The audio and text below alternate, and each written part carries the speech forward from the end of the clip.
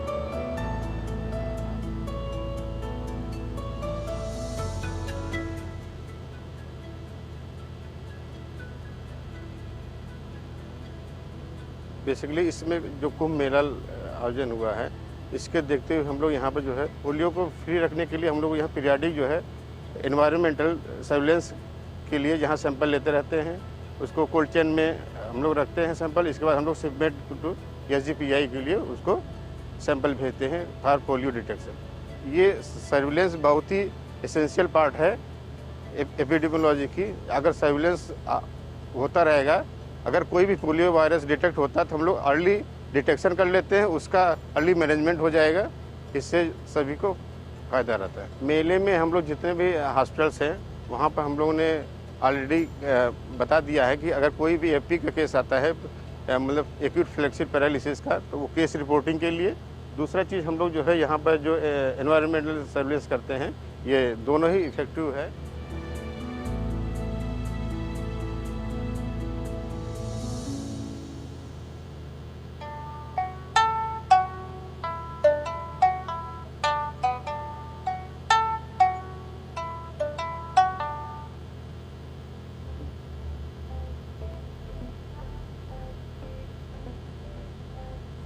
ये ध्यान रखें कि न सिर्फ पीने के लिए लेकिन खाना बनाने के लिए भी आप हमेशा साफ पानी का इस्तेमाल करें और साथ ही जो भी आप खाने में चीजें यूज कर रहे हैं, जो भी इस्तेमाल करते हैं, वो भी हमेशा चेक कर लें कि वो साफ सुथरी है।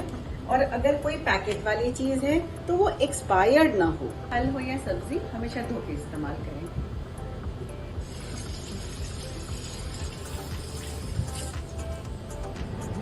खाना कच्चा ना छोड़े, अच्छे से पकाएं। खाना पकने के बाद उसे हमेशा थोड़ा ठंडा कर लें और खाने को बर्तन में रखें। साथ ही खाने को हमेशा ढक के रखें।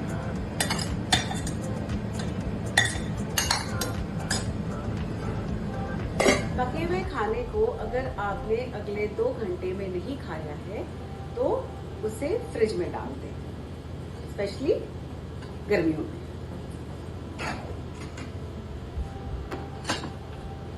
खाना हमेशा 5 डिग्री या उसके नीचे स्टोर करें। फ्रिज को हमेशा 5 डिग्री के नीचे रखें। हमेशा ध्यान रखें कि पका खाना और कच्चा खाना अलग अलग जगह में रखें, फ्रिज में भी।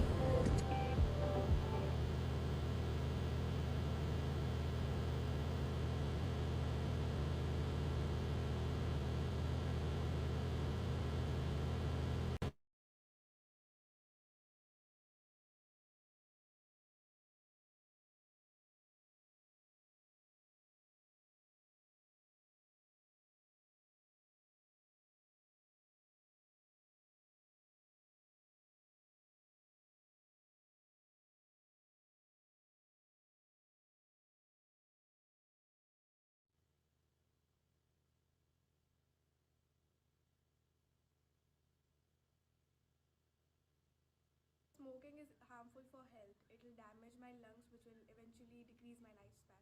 It's harmful for my body and my lungs. Vaping is nothing better than smoking. They both harm us equally because vaping is just flavorized smoke.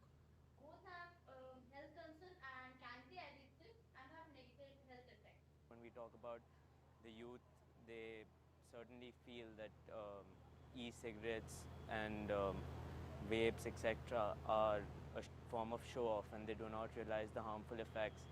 In fact, at their age, it would have a more harmful effect. Tobacco is not only harmful for yourself, but also those around you. I myself know because one of the members in my family has fallen a victim to cancer, which was caused due to smoking. Say no to tobacco. These hands have created beauty. People used to say that these fingers could do magic. Then one day, these fingers just stopped working. I noticed a patch on my arm. My fingers started getting weaker. Then I went to the doctor. If you find a numb patch on your body, immediately consult a doctor. It may be a symptom of leprosy. But don't you worry. Leprosy can be cured. Examine yourself, know the symptoms, end leprosy.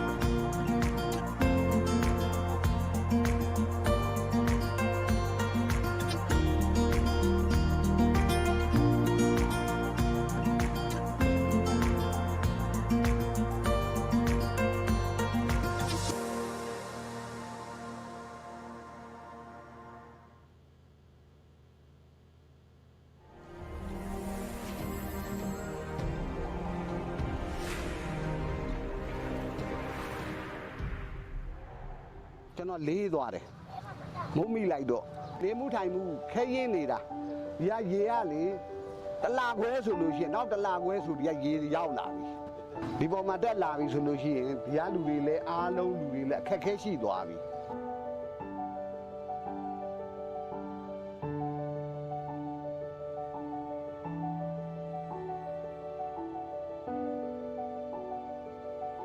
စီးကြတော့တနေ့ကစစ်တယ်မရှိဘူးတဲ့နော်တွေးတော့ကတော့နည်းနည်းရှိတယ်တခြားတော့ကျွန်တော်ဒါဒူးနာတာပဲရှိတယ်သွင်းကြီးလေးလေတကက်ကျွန်တော်ကိုပြီးခဲ့တဲ့ဘက်ကပေးခဲ့တယ်အားသေးတကက်ပေးတယ်ဒါပဲနောက်အကြိုက်ခဲပြောက်စိ၄လုံးပေးတယ်တော့သူကတပတ်စာယူထားလိုက်ပါဆိုလို့ကျွန်တော်တပတ်စာပဲယူထားလိုက်တာ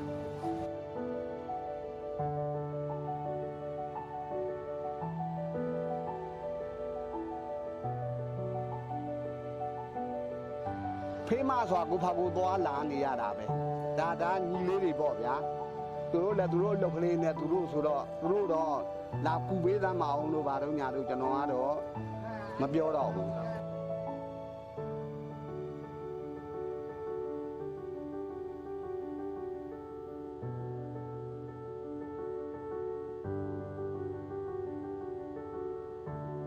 ကျွန်တော်တို့လည်းဒီထဲမှာနေလို့မရတော့ဘူးမိုးကနဲ့ဆိုတော့ပေါ့ဗျာမိုးကမလုံးဘူးတနေ့ညမိုးရွာတယ်ဗျာကျွန်တော်တညလုံးထိုင်နေရတာမအိပ်လိုက်ရဘူး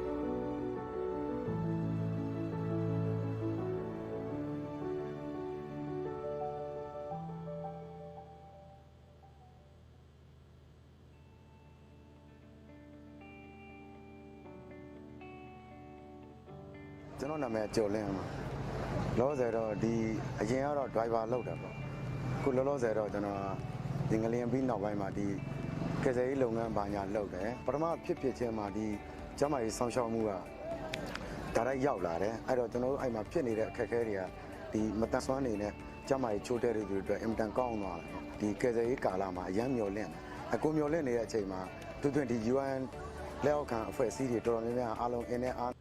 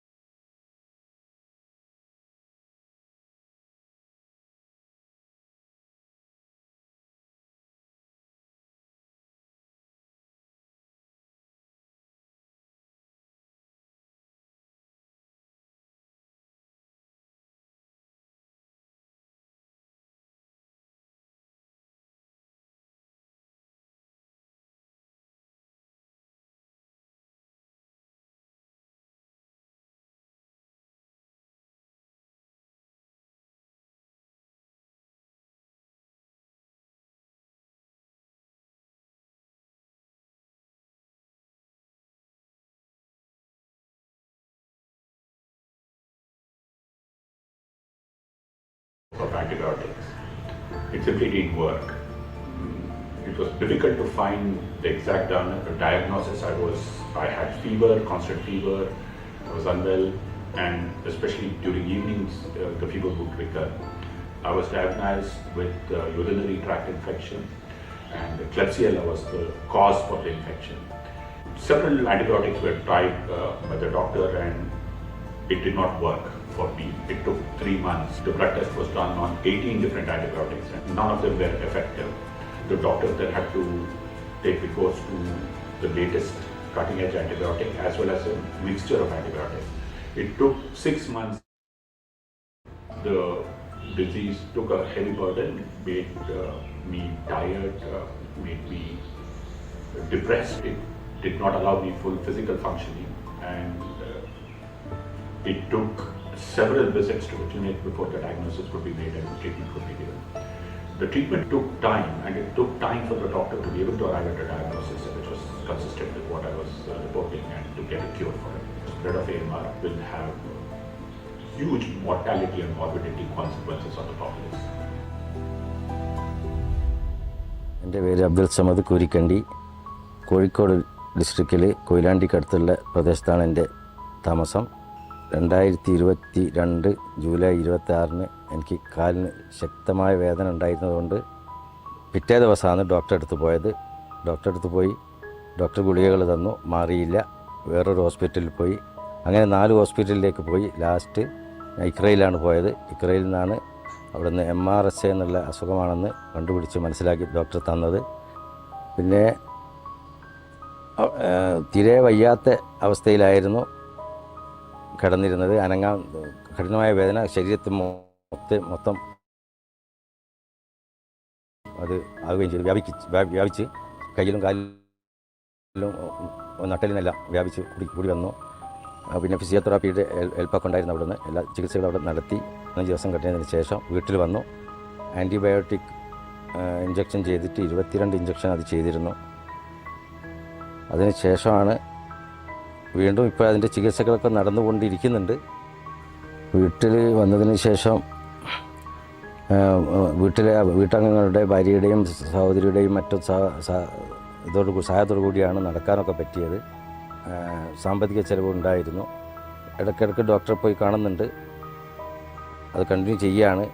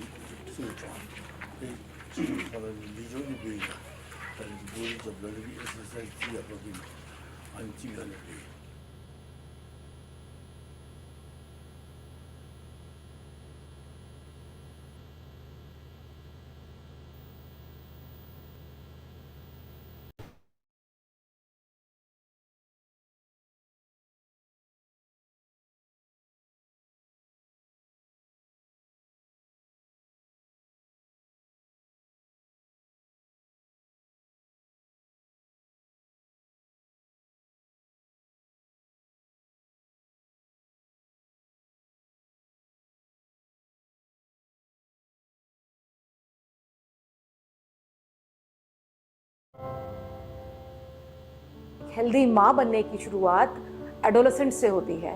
जब बच्चे लड़कियाँ adolescent as में होती हैं, वहीं से ही हमें अपने खान पान का खास ध्यान रखना ज़रूरी है। मुझे काफ़ी अच्छा लगता है अपने काम के लिए मम्मियों से बात करना, उनको उनकी हेल्थ के लिए, डाइट के लिए बताना काफ़ी अच्छा फील होता है और मुझे सेटिस्फेक्शन फील होता है। माँ को बच्चा कंसीव होने से बड़ा डिलीवरी होने के बाद बड़ा होने तक उनका दोनों का प्रॉपर ध्यान रखना मेरा काम है। मुझे इसलिए एक आशा के नाम से जाना जाता है कि एक आशा की, मैं उनके लिए एक आशा की किरण हूँ कि मैं उन्हें हर जगह पे जहाँ जरूरत है वहाँ उनको मिलूंगी। एक हेल्दी मदर एक फैमिली की सेंटर पॉइंट होती है और एक हेल्दी मदर और एक हेल्दी चाइल्ड ही हमारे देश का उज्जवल भविष्य हो सकता है। माँ और बच्चे के अच्छे सेहत के लिए, अच्छे भविष्य के लिए एक अच्छी शुरुआत होना बहुत ज़रूरी है। स्वस्थ शुरुआत उज्जवल भविष्य की नींव है। मुझे लगता है अच्छे भविष्य के लिए अच्छी सेहत होना बहुत ज़रूरी है। After all health is wealth. I think healthy beginning plays important role in bright future. I have to play important role in disseminating this information.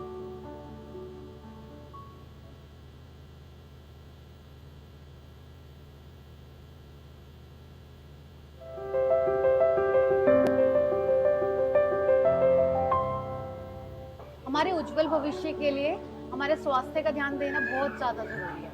मैं यहाँ पे आज वैक्सीनेशन के लिए आई हूँ। मेरे 2 बच्चे हैं, रिद्वी एंड दिविशा।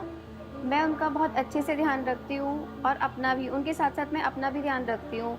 मैं ठीक रहूँगी तो फिर मैं अपने बच्चों का और अपने परिवार का ध्यान अच्छे से रख पाऊँगी। मेरे बच्चे के लिए सबसे पहले प्यार भी ज़रूरी है, हेल्थ ज़रूरी है, उसके बाद पढ़ाई ज़रूरी है। सबसे पहले तो स्वास्थ्य ज़रूरी है और उसके बाद शिक्षा भी उतनी ही ज़रूरी है जितना कि स्वास्थ्य ज़रूरी है। और ये जब दोनों चीज़ सही से चलती है तभी जीवन आगे सही से चल पाता है। मैं अपने मिसेज और अपने दोनों बच्चों का स्वास्थ्य का बहुत अच्छे से ख्याल रखता हूँ। मुझे ऐसा लगता है कि स्वस्थ शुरुआत उज्जवल भविष्य के लिए ज़रूरी है। ऐसा नहीं है कि बेबी के बीच में आप अपने आप को भूल जाइए। अगर आप अपना ध्यान रख रहे हैं तो बेबी भी आपका अच्छे से खेलेगा, खाएगा। तो अपनी सेहत पे भी ध्यान रखिए, अपने बच्चे के ऊपर भी। मैं एक चीज़ और कहना चाहूँगी पेरेंट्स से भी और सभी से कि बच्चों को जितना हो सके उतना मोबाइल फ़ोन से, टीवी से दूर रखिए। मैं माँ बनने वाली हूँ और मैं बहुत एक्साइटेड हूँ और मुझे इस चीज़ से कोई फर्क नहीं पड़ता कि मेल है फीमेल है, और मैं बस ये चाहती हूँ कि मेरा जो भी बच्चा हो वो बस हेल्दी हो। बेटी का भी रखती हूँ, साथ साथ में अपना ध्यान भी रखती हूँ खाने पीने का। तो क्योंकि मैं सही रहूँगी तभी बेटी को मैं सही रख सकती हूँ. Emotional support from the end of husband opinion is very important at the time of, for mother especially. For a healthy future, A healthy beginning is important.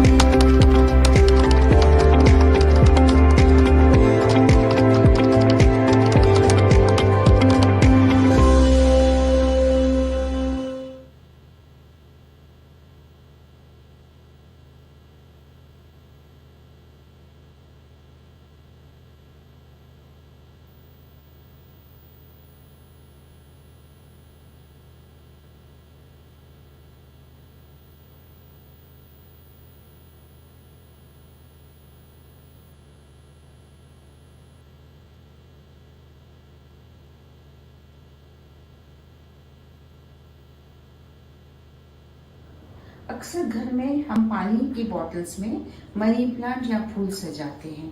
इसमें भी मच्छर पनप सकते हैं. अच्छा है कि हम इसे लगातार कभी कभी खाली कर लें और फिर इसे दोबारा भर के ताज़े पानी में रखा जाए. इस मौसम में आप जब बाहर निकलें ज़रूर पूरी बाजू की शर्ट पहनिए, फुल पैंट पहनिए. कोशिश कीजिए अपने आप को ज़्यादा से ज़्यादा ढक के रखिए ताकि मच्छर ना काट सके. अगर आप कहीं बाहर जा रहे हैं तो याद से एक अच्छा मॉस्किटो रिपेलेंट अपने ऊपर लगा लें ताकि मच्छर आपके पास ना आए. मच्छरों से बचने के लिए मच्छरदानियों का उपयोग करें. अगर आपको कुछ दिनों से बुखार, सर दर्द या बॉडी पेन हो तो आपने नज़दीकी स्वास्थ्य केंद्र में ज़रूर दिखा लें क्योंकि वो हो सकता है डेंगू हो, मलेरिया या चिकनगुनिया.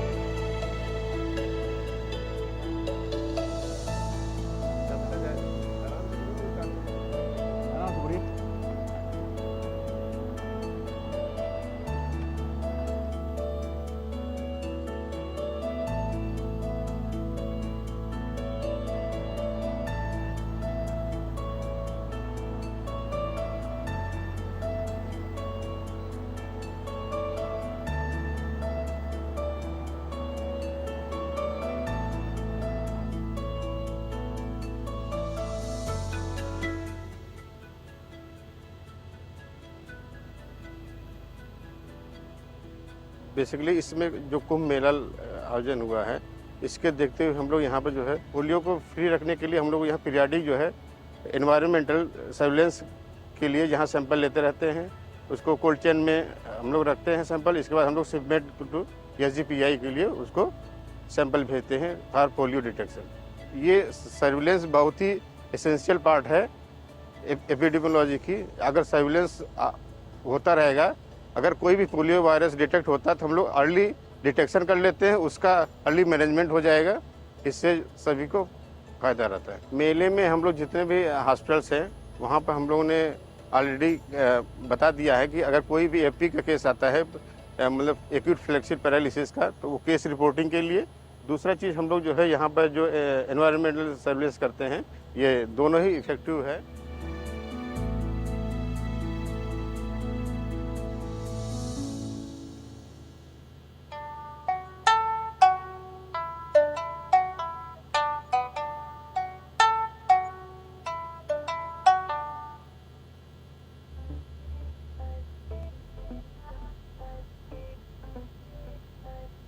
ये ध्यान रखें कि न सिर्फ पीने के लिए लेकिन खाना बनाने के लिए भी आप हमेशा साफ पानी का इस्तेमाल करें। और साथ ही जो भी आप खाने में चीजें यूज कर रहे हैं, जो भी इस्तेमाल करते हैं, वो भी हमेशा चेक कर लें कि वो साफ सुथरी है।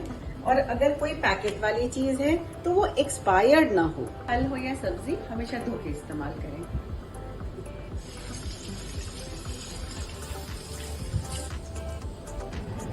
खाना कच्चा न छोड़े, अच्छे से पकाएं। खाना पकने के बाद उसे हमेशा थोड़ा ठंडा कर लें और खाने को बर्तन में रखें। साथ ही खाने को हमेशा ढक के रखें।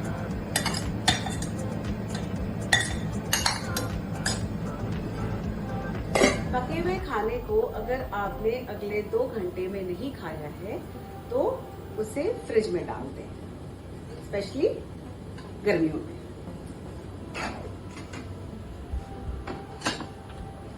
खाना हमेशा 5 डिग्री या उसके नीचे स्टोर करें। फ्रिज को हमेशा 5 डिग्री के नीचे रखें।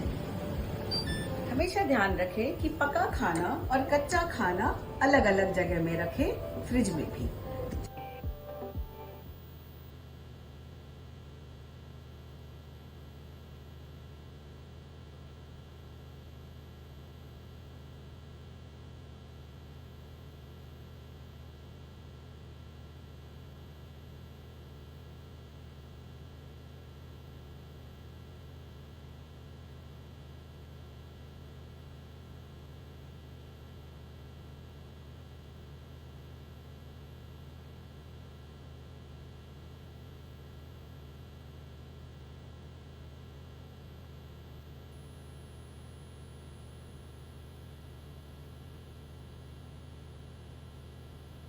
Smoking is harmful for health. It will damage my lungs, which will eventually decrease my lifespan. It's harmful for my body and my lungs. Vaping is nothing better than smoking. They both harm us equally because vaping is just flavorized smoke. Both have health concerns and can be addictive and have negative health effects. When we talk about the youth, they certainly feel that e-cigarettes and vapes, etc., are a form of show-off, and they do not realize the harmful effects. In fact, at their age, it would have a more harmful effect. Tobacco is not only harmful for yourself, but also those around you. I myself know because one of the members in my family has fallen a victim to cancer, which was caused due to smoking. Say no to tobacco. These hands have created beauty. People used to say that these fingers could do magic. Then one day, these fingers just stopped working. I noticed a patch on my arm. My fingers started getting weaker. Then I went to the doctor. If you find a numb patch on your body, immediately consult a doctor. It may be a symptom of leprosy. But don't you worry. Leprosy can be cured. Examine yourself. Know the symptoms. End leprosy.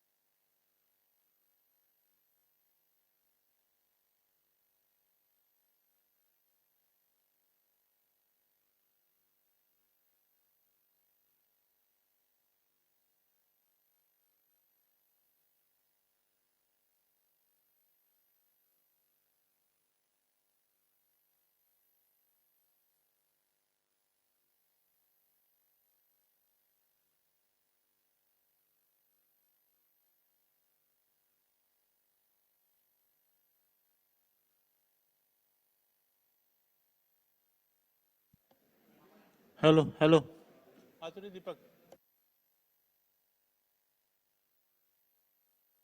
आपला में नहीं आ रही है hello hello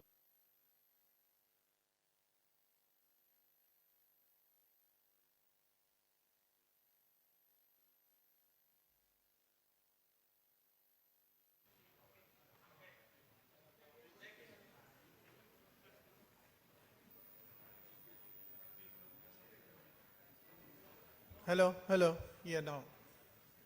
Thanks. Hello. Check, check, check. 1, 2, 1.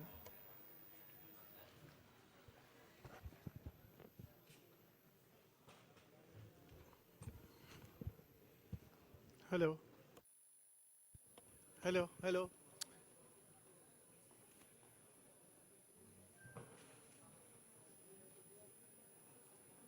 Hello, hello, hello, hello. Okay, thanks. Hello. Check, check, check. Hello, hello. Hello, hello. Check. 1, 2. Check, check, check.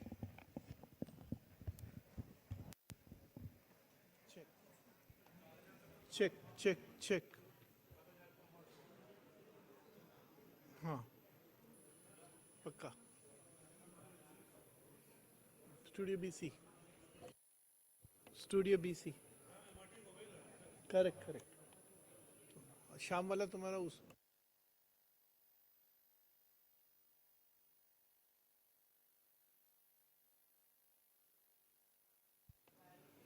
Hello hello check check hello hello check check hello hello check check check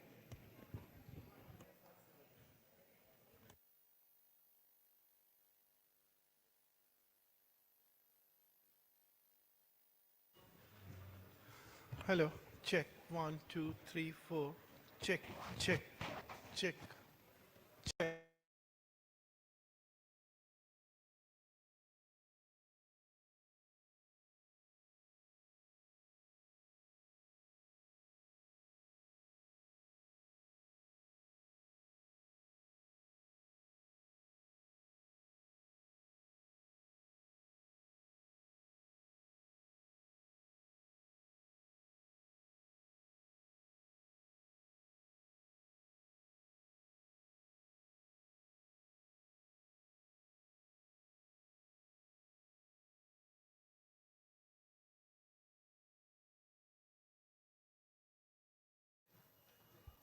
hello hello hello check 1 2 hello hello hello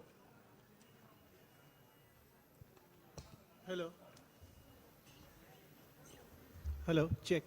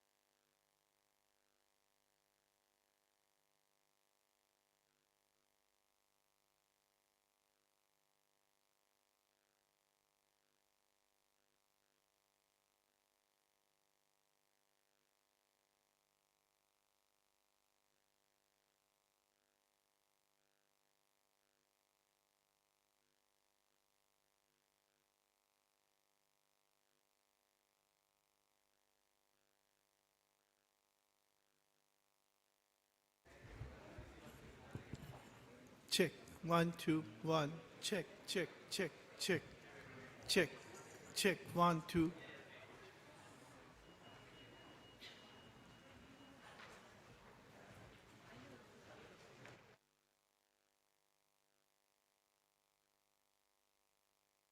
Check, check. 1, 2, 3, 4.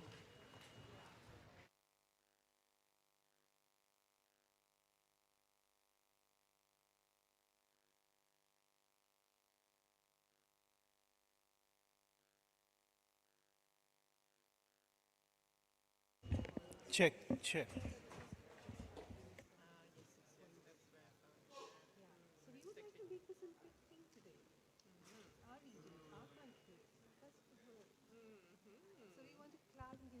Check, check, check. 1, 2.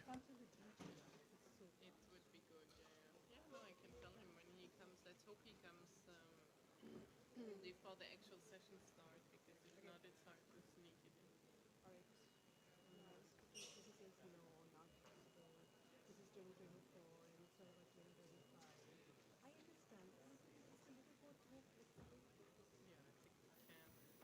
Plus, I think especially DG, right? If you want him to say that, he can congratulate us. I see people on ready to record it.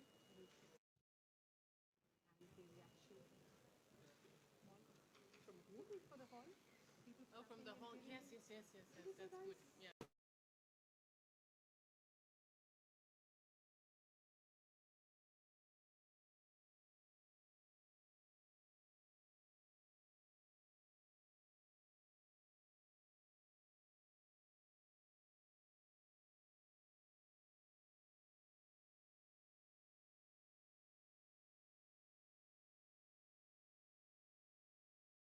And I felt that way that they got a bit lost, right? Last Check.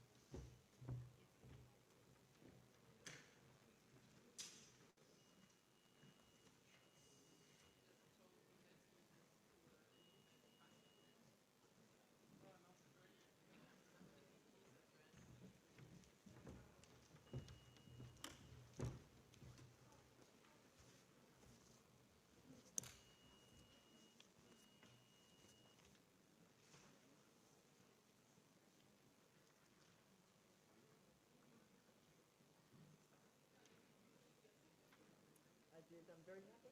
Thank you.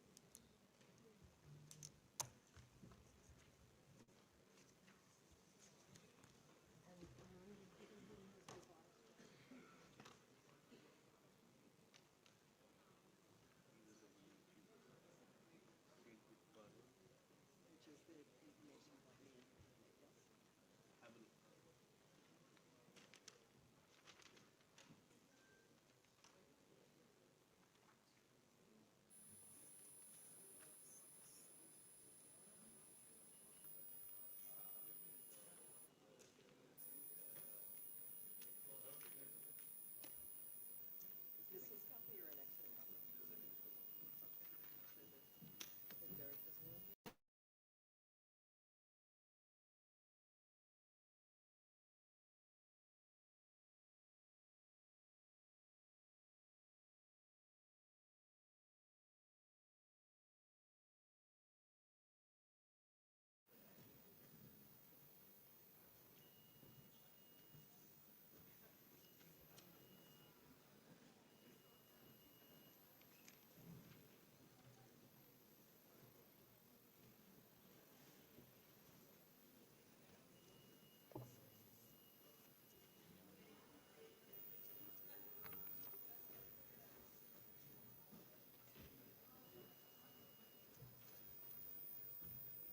We got our third signature.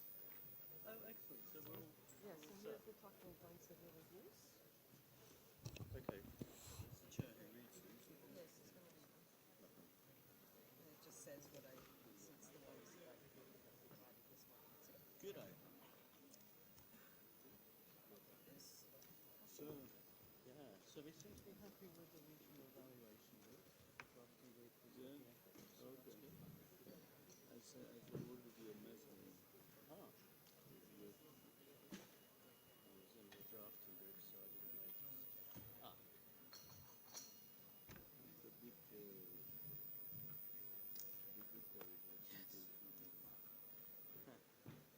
I think. Something you have to do with it. I saw another one. I don't think it was this one that I saw this morning.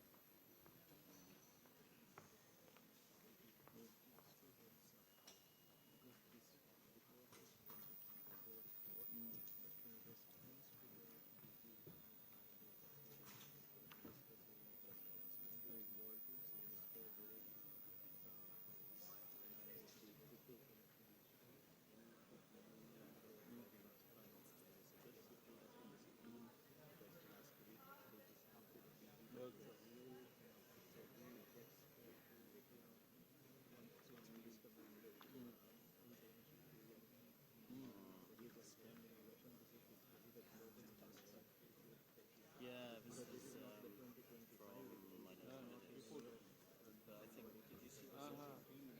Okay.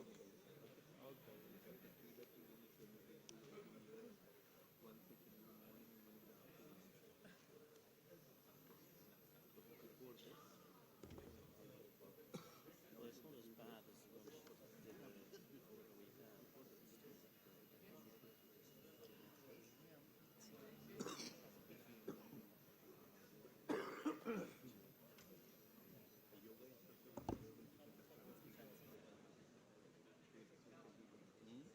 I'll forward it to the team back home.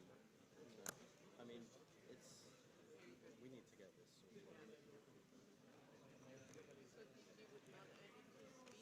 Because DG could also, you could say a sentence about first global triple elimination if you want. I was thinking that. But maybe it's nice to leave it to the minister to say first. No, the minister should say. Yeah, You should own it. And then we will at last stand and give us one. Okay.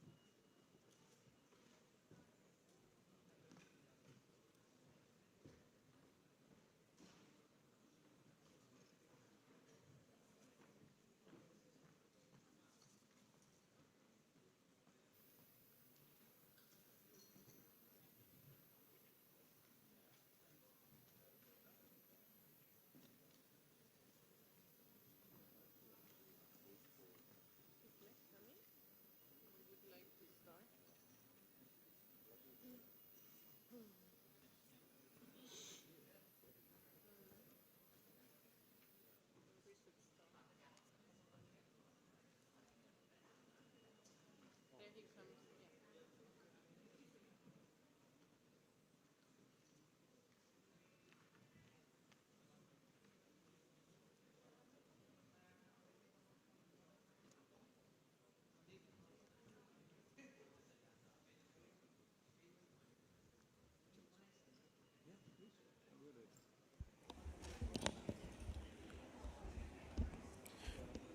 Good afternoon, Excellencies and distinguished delegates. I welcome you back after a delicious lunch. Let us now proceed further and take up agenda item 3, credential of representatives.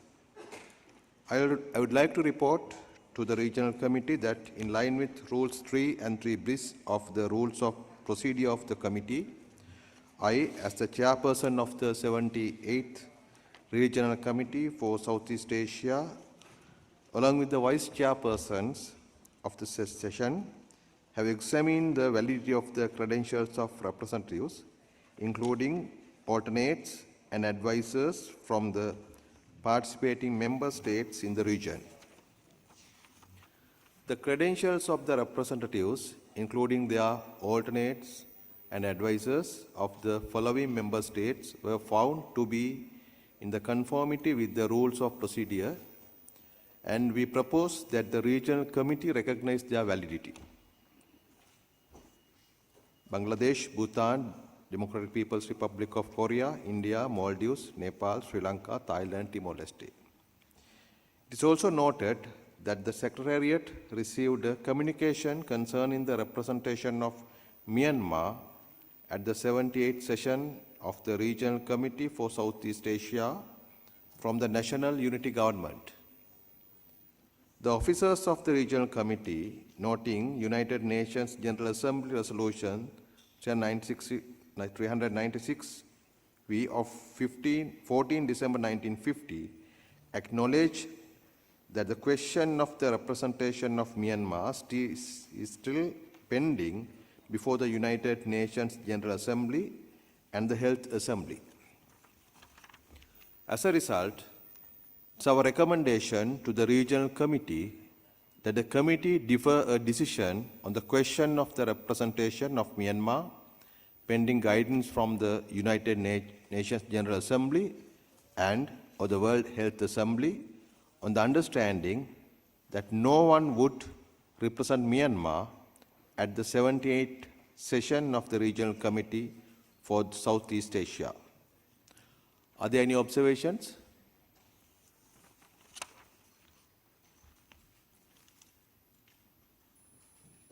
In the absence of any observations, I declare that the distinguished delegates are in agreement with the report on credentials and that the Regional Committee accepts the credentials of representatives received from the participating member states of the region as valid.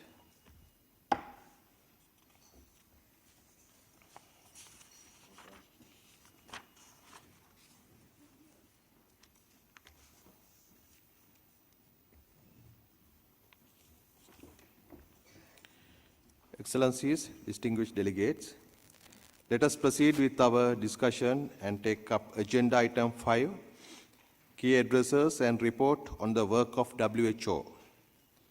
You will kindly observe that this agenda item has two sub-items.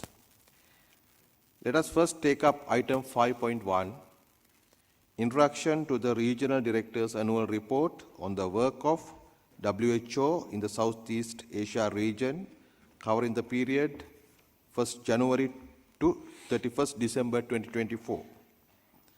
I invite your attention to the document SEA/RC 78/2. May I now invite Dr. Katrina Boime, Officer in charge of the WHO Regional Office for Southeast Asia, to present the report.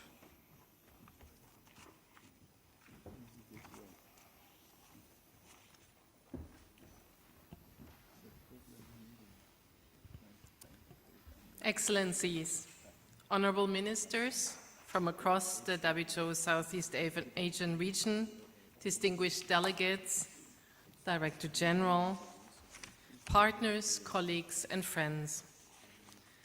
Good afternoon and warm greetings to you all once again. Let me repeat my sincere gratitude to our hosts, the government of Sri Lanka, and to His Excellency, the Minister of Health and Mass Media, Dr. Nalinda Jayatissa. It is the privilege of this 78th session of the Regional Committee to be hosted by Sri Lanka, a global pioneer in building equitable, community-based public health services decades before even the 1978 Declaration of Alma-Ata. My steadfast solidarity and support in your ongoing primary healthcare reforms. As officer in charge, it is my pleasure to present you now with a record of our joint activities in 2024. More than a collection of data, this annual report is a record of lives changed, of communities strengthened, of futures protected. But more even than that, it is a story of partnership, of multilateralism in action, even as the fabric of global cooperation phrase. Behind every page of this report stand the people whose work not just binds that fabric, but makes it stronger. Our WHO workforce at the regional office, across our countries, and at headquarters. To you, my heartfelt gratitude.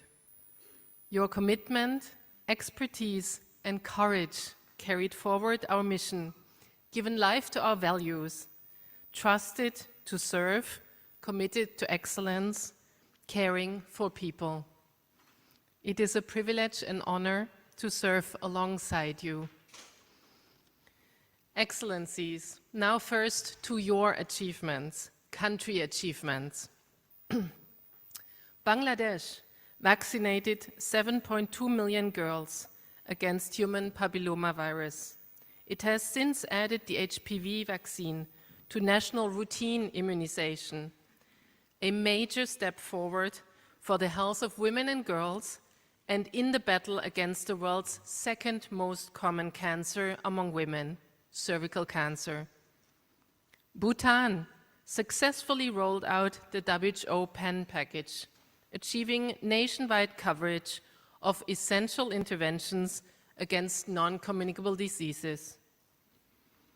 The Democratic People's Republic of Korea updated influenza guidelines, strengthened laboratory capacity, and conducted a national deworming campaign to control soil-transmitted helminthiasis. India was validated for elimination of trachoma as a public health problem, a milestone decades in the making. Indonesia introduced comprehensive tobacco control measures.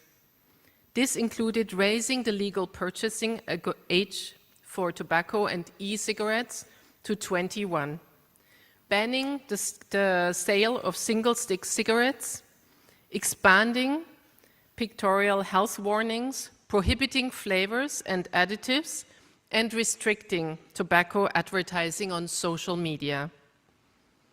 Maldives marked a landmark achievement, the control of hepatitis B, joining a select group of countries in the region and world to have reached this target.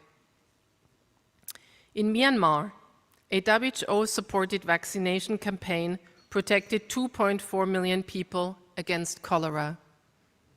Nepal mandated red line marking on antibiotic packaging, banned the import and sale of antibiotics not recommended by WHO, and included antimicrobial stewardship in minimum service standards in all hospitals. Sri Lanka, in addition to its public healthcare reforms, began digitizing its 150-year-old civil registration and vital statistics system. For children with cancer, it assessed and updated clinical practice guidelines with a focus on nutritional support. Thailand, a global leader in digital health, developed pilot projects that use machine learning for early cancer detection, personalized treatment planning, and AI-powered detection of tuberculosis. Timor-Leste was validated for elimination of lymphatic filariasis as a public health problem, a testament to its commitment to protect the most vulnerable, the furthest left behind. I'm proud to affirm each of these achievements and more was supported by the unique role that WHO plays, setting global health standards, providing trusted technical guidance, building country capacity, coordinating responses to health emergencies, and convening partners to work towards common goals. And of course, by WHO's on-the-ground presence in each of the region's member states, collaborating, convening, supporting, and enabling, side by side with you when and where it matters. But this annual report, our annual report, lays out more than these achievements. It also sets out in detail progress on our shared regional priorities and strategic initiatives. At the heart of our work last year was preparing for and responding to health crises. Together, we rolled out rapid, comprehensive responses to the global outbreak of Mpox, a public health emergency of international concern. We responded to natural disasters such as floods and earthquakes in Indonesia, Nepal, and Sri Lanka, acute humanitarian needs in Myanmar, and outbreaks of poliovirus in Indonesia. The region aligned with headquarters and launched its own regional emergency medical team implementation plan. And for the 9th year running, it achieved 100% submission of IHR state party assessment reports, a benchmark of vigilance, accountability, and readiness. Working jointly, the region continued to prevent, detect, treat, and end communicable diseases, lifting their burden from families, communities, and countries. Yet again, the region sustained its polio-free status and maintained elimination of maternal and neonatal tetanus. It reduced the number of zero-dose children from 2.5 million in 2023 to 1.9 million in 2024. 6 new vaccines were introduced. Regional DTP3 coverage reached 92%, up from 90%. PCV coverage reached 88%, up from 74% in 23. And coverage of the second dose of measles rubella vaccine reached 90%, up from 87% the previous year. Over the course of 2024, an estimated 940,000 deaths were averted through immunization, testament to the power of vaccines, one of public health, one of humanity's greatest accomplishments. For the first time, all countries submitted their AMR data to the Global Antimicrobial Resistance and Use Surveillance System, recognizing that shared data is essential for timely, effective action, nationally, regionally, and globally. Surveillance of dengue was ramped up with the launch of a standardized dengue reporting system, as well as the regional dengue dashboard. The Global Leprosy Program, housed at the regional office in New Delhi, recorded a historic milestone. Jordan became the first country verified by WHO for leprosy elimination. However, even as we conquer infectious diseases, we face another epidemic, quieter, but no less deadly, non-communicable diseases. Throughout the year, the Sea Hearts initiative continued to expand, showing how standardized protocols and stronger cascades of care can deliver transformative results, even in resource-constrained settings. Countries adopted a landmark charter for the rights of people with lived experience of mental health conditions, unique because it was directly shaped by the people it serves. All member states conducted a survey to assess progress on access to wash in healthcare facilities, which directly informed the UN Progress Report. Together, we launched a new regional strategy for comprehensive cancer prevention and management, which is already being implemented. 8 member states strengthened their capacity to promote physical activity with the aim of building more active, health-enabling environments. At every turn, across every priority, health system strengthening remained core to our work, focused on quality, equity, and resilience, and driven by primary healthcare transformation, the foundation of UHC. By the end of 2024, more than 80% of member states, the highest proportion globally, had developed costed digital health blueprints. In several member states, national regulatory authorities have achieved and been affirmed to have maintained maturity level 3, ensuring that medicines, vaccines, and health products are safe, effective, and quality assured. The result of all this is dramatic, life-changing impact in the lives of people across the region, women and children especially. By 2024, 7 countries in the region had achieved the SDG target for maternal mortality, 6 for under 5 mortality, 5 for neonatal mortality, and 6 for stillbirth. The region is currently on track to meet the under 5 and neonatal mortality and stillbirth targets by 2030. However, we are projected to narrowly miss the target for maternal mortality. So put plainly, across our region, for too many women, childbirth continues to be a matter of life or death. And this gap is a good example, one among many others, on why our work continues for every person at every age and stage of life, wherever they live. For newborns, key guidance was developed with you on universal screening for hearing impairment, eye abnormalities, and neonatal hyperbilirubinemia. For adolescents, countries committed at the ministerial level to develop policies, resources, and services that meet the needs of every adolescent, an age group too often overlooked, but critical to our future. Excellencies, sustaining these gains is not a choice, but a responsibility.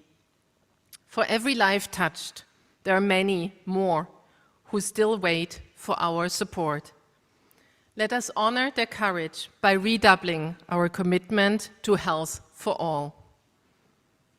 Having said this, we must also recognize the shifting winds around us, the withdrawal of funding by some partners, and the shrinking of global development aid.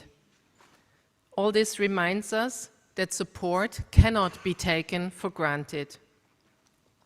These are not just numbers on a balance sheet. They are the difference between hope and hardship for millions. This is a moment that will test our resolve, a moment of both challenge and opportunity. Guided by your wisdom, we have chosen to respond not with hesitation, but with purpose.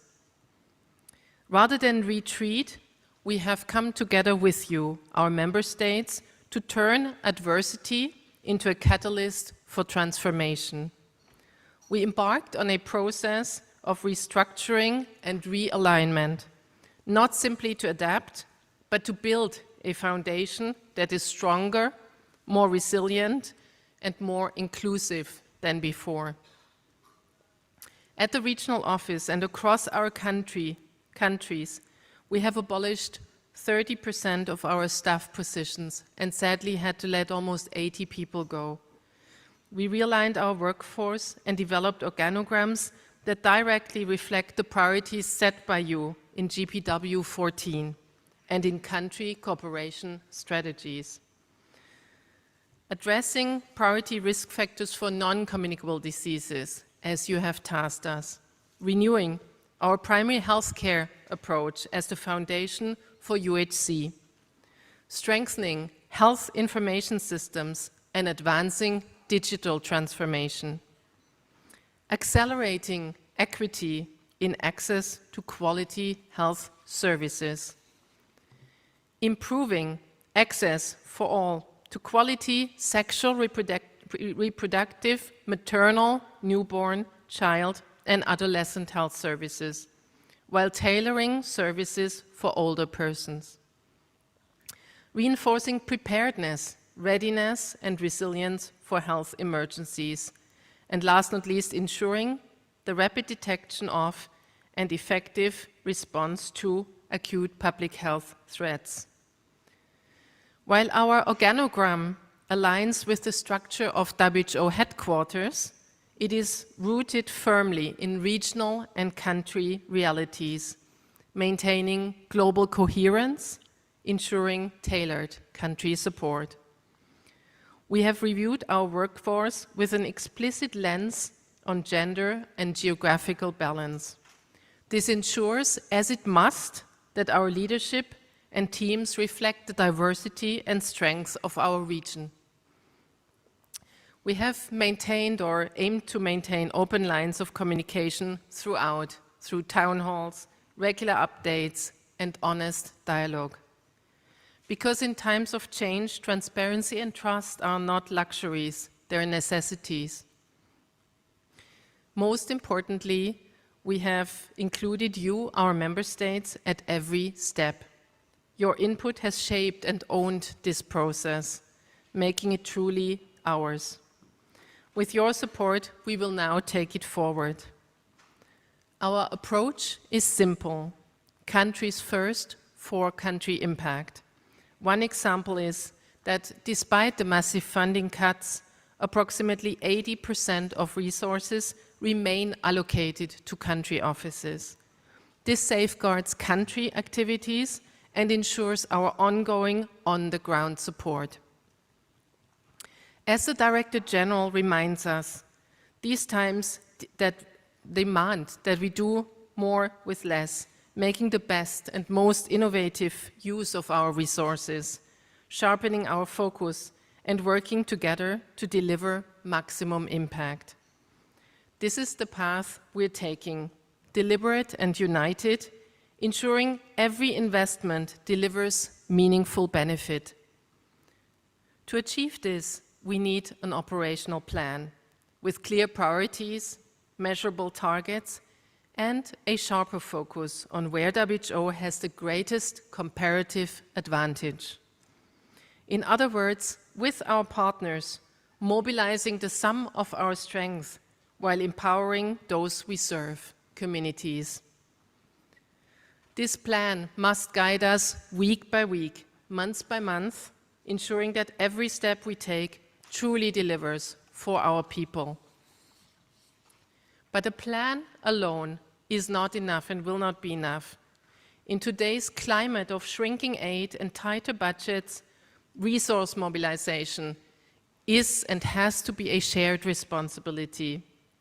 I see each of us as an advocate and connector, working together to sustain programs and amplify impact. And this is where our strength lies, in working together. Together, not just to sustain, but to accelerate disease elimination. Together, not just to improve vaccine coverage, but to expand protection across ever more diseases and among every age group. Together, not just to strengthen health emergency preparedness and resilience in countries, but to build a safer, more secure region and world. Together, to advance UHC, harnessing the best science and innovation for the most impactful results. Together for efficiency, and together for accountability. Because even in times of crisis, and perhaps especially in times of crisis, our mission remains clear: to protect health, keep the world safe, and serve the vulnerable. to strive even harder, even stronger, to realize every person's right to the highest attainable standard of health. Excellencies, partners and friends, let our operational plan serve as the great community meeting place, the banyan tree, a network of roots reaching wide, each one a contribution from member states, partners and communities.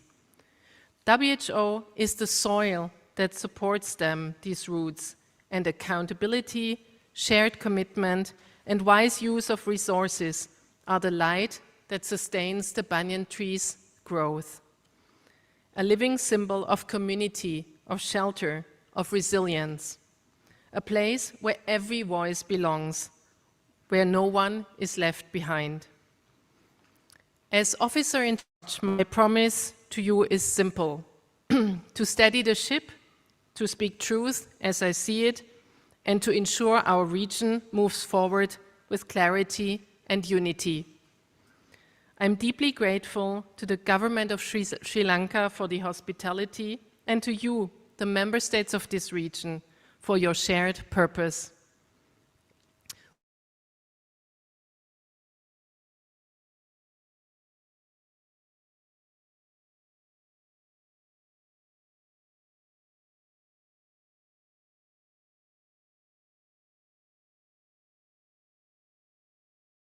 Together, let us do more than hold it firm. Let us grow. I thank you.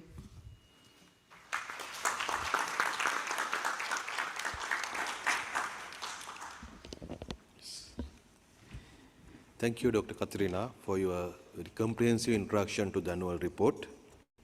I'm sure I'll be joined by you all in saying that the regional leadership, especially the emphasis placed on the country needs and priorities, the strategic shifts along with many other reforms undertaken are exemplary.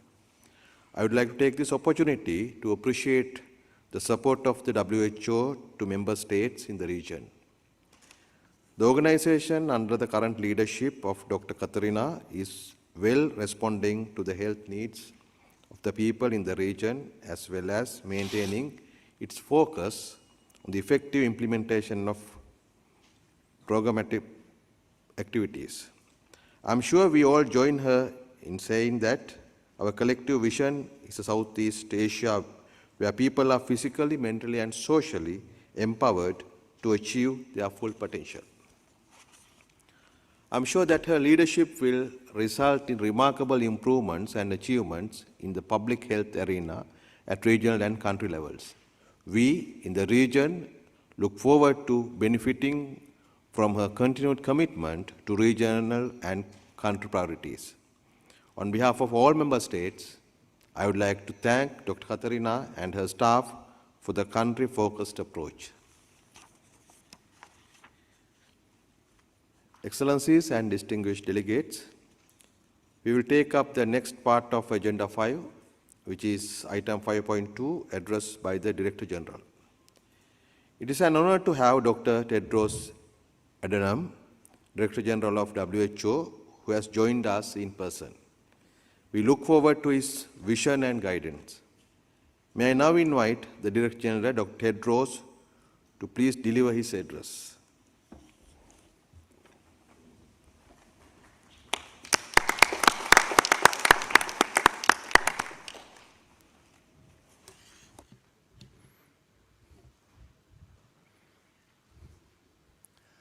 Thank you, Your Excellency, Chair, Honorable Minister Dr. Naldina Jayatissa, Honorable Ministers, Ambassadors, Heads of Delegation, Officer in Charge Dr. Katarina Beme, RD Emeritus Poonam Khetrapal Singh, dear colleagues and friends. Ayubowan. Once again, it's an honor to be here, and I thank our gracious hosts, the government and people of Sri Lanka, for their warm hospitality and steadfast commitment to health and to the World Health Organization. Thank you, Your Excellency. I commend Member States and the regional and country offices for the impressive achievements outlined in the Regional Director's report and which Dr. Bimas outlined in her remarks. And thank you also, Chair. I would like to use this opportunity to thank you for the work for Katarina's work that you appreciated. In every single country, there are successes to celebrate and challenges to confront. Across the region, 2024 saw important gains in health security, immunization, and essential service delivery. But beyond the statistics, what stands out is the region's focus on equity, reaching those who are hardest to reach, and addressing the social and economic barriers that keep people from care. The continued elimination of diseases such as lymphatic filariasis and trachoma, and the maintenance of the region's status as free of polio and maternal and neonatal tetanus speak to the region's long-term political commitment. Immunization campaigns in Bangladesh, Myanmar, the Democratic People's Republic of Korea are not saving lives now. They're investments in the future. And the integration of mental health and psychosocial support into primary health care marks an important shift. I'm particularly encouraged by the region's commitment to transforming health systems through primary health care, digital innovation, and sustainable financing. More than 80% of countries in this region now have costed digital health blueprints, the highest proportion globally. From AI-assisted diagnostics in Thailand, to integrated digital health records in Maldives, to Sri Lanka's transformation of its civil registration and vital statistics system, you are harnessing the power of digital technologies for health. The region has also made notable strides in universal health coverage, aligning reforms in health financing, workforce development, and essential services. These are not small feats. They are the foundations on which universal health coverage and trust in health systems are built. And even as financing pressures grow worldwide, as Katarina said earlier, member states in this region have shown that strategic investment, strong governance, and community engagement can sustain progress even in difficult times. The great challenge of our times is that health threats are becoming more complex and convergent. From the climate crisis, antimicrobial resistance, from demographic shifts to digital inequities. In response, countries are strengthening climate-resilient health systems, developing national adaptation plans, and investing in green and sustainable health infrastructure, including climate-resilient data systems in Nepal and the new World Health House in New Delhi, a model of climate-responsive design. I thank the Government of India for its strong support for this new home for WHO's work in the region. On AMR, all countries in the region are now contributing to the global data platform. And your proactive participation in implementing the amendments to the international health regulations demonstrates your commitment to shared security. The integration of traditional and complementary medicine into national systems, guided by evidence and safety standards, is a uniquely regional strength.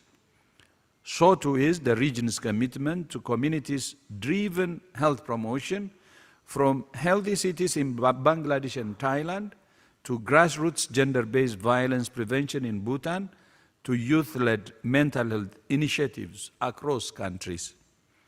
These examples remind us that health is never built in ministries or boardrooms alone. It's built in communities by people who care, who organize, and who act. The achievements in this region are a vital part of the global story of WHO and its partners. They show what's possible when countries own their priorities, partners align behind them, and WHO drives as one. As we implement the 14th General Program of Work and its sharper focus on promoting, providing, and protecting health, this region is already aligned with its priorities. You're charting a path that others can follow, one that proves health is not merely the absence of disease, but the presence of opportunity, dignity, and hope. Let us continue to work together to ensure that every woman can give birth safely, that every child can be vaccinated and nourished, that every adolescent can find support, and that every older person can live with health and purpose.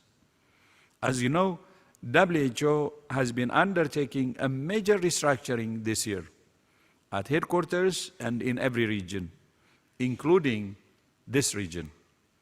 We began at the top, reducing the number of senior managers and directors at headquarters almost in half. We have now reached a milestone and are ready to move forward. I'm confident, as we do, we will do so with an organization at all levels that's sharper, more focused on its core mandate, and more able to deliver for member states and the people we all serve. Of course, with more independence as well. Honorable ministers, dear colleagues and friends, I leave you with 3 requests. First, I urge all member states to engage actively in negotiations on the PUB's annex to the pandemic agreement and to conclude it in time for next year's World Health Assembly in May. The pandemic agreement will not be complete without the annex. Second, I urge you to use every tool at your disposal to generate financing for health and improve efficiency as we build a more self-reliant future free from aid dependency, especially given the current ODA climate globally. WHO stands ready to support all member states to do that.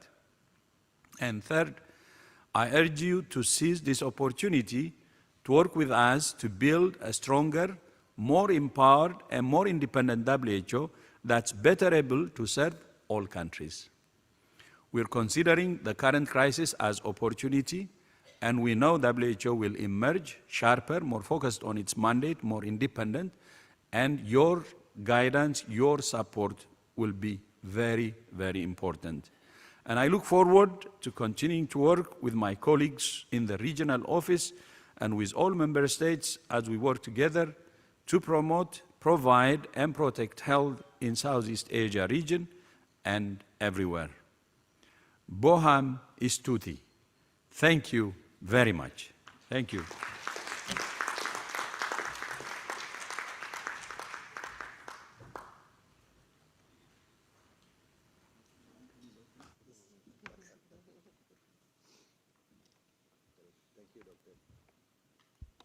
Thank you, Dr. Tedros.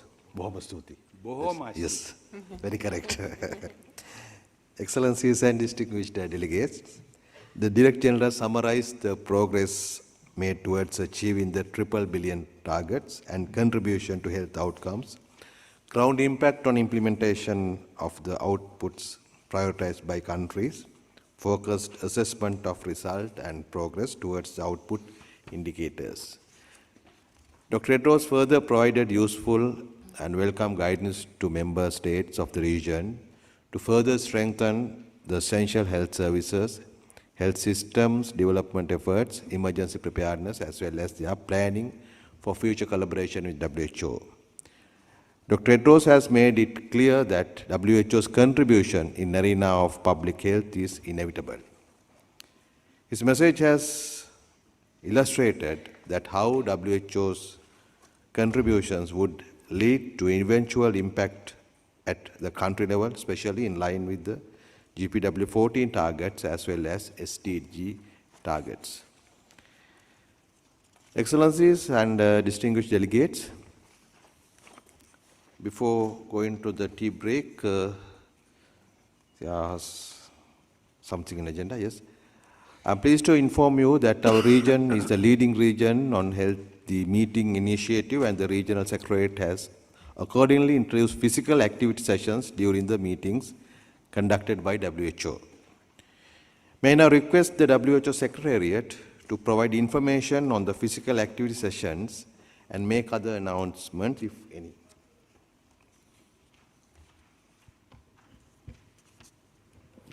Thank you, Chair. Excellency and distinguished delegates, during the upcoming of these days of this regional committee session, the established practice will be followed. Delegates will take a 3-minute break twice a day to refresh themselves during the regional committee session. We are sure that, like previous year, that this initiative will be appreciated by our delegation.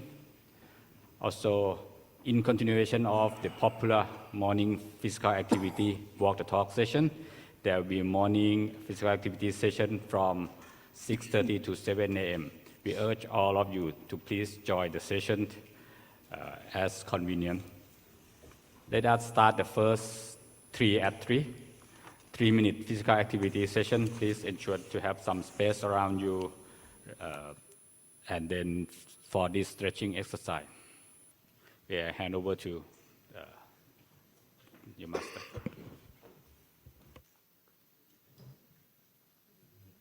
Distinguished guests, we are proud to be here as Ayurvedic doctors.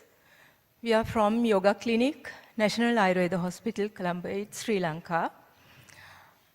Today we are going to present one of the most useful pranayama called Brahmari. That means when we practice that, the sound makes humming bees.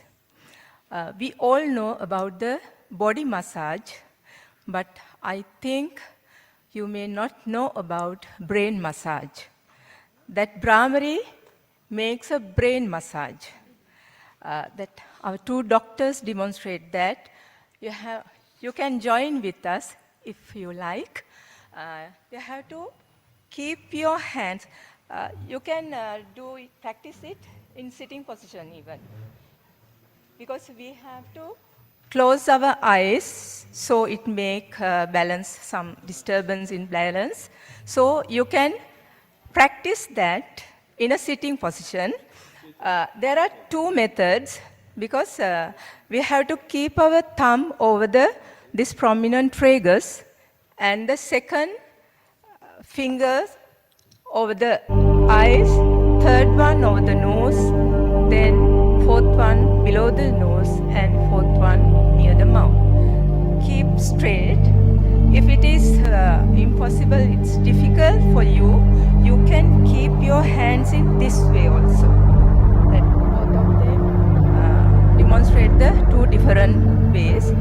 Then take a deep breath and slowly you have to exhale, make a sound like humming bees. Yes, we'll start. Take a deep breath.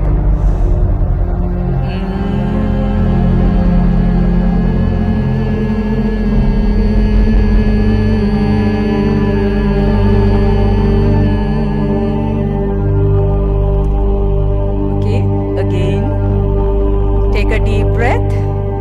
Slowly exhale.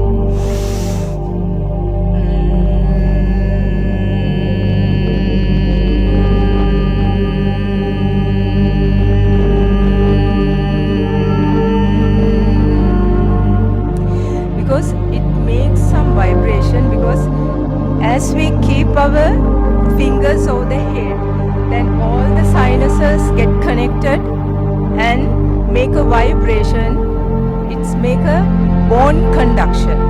Through the bone conduction, that waves make massage through the brain. So it makes very peaceful your mind, release your stress, and people who suffering from insomnia, that means sleeping disturbance and depression, almost all the stressful condition can get relief from this practicing Brahmari 7 to 8 times. That is the maximum. It's up to you. So again, can we experience this? Yeah. Take a deep breath and start to exhale, making the sound.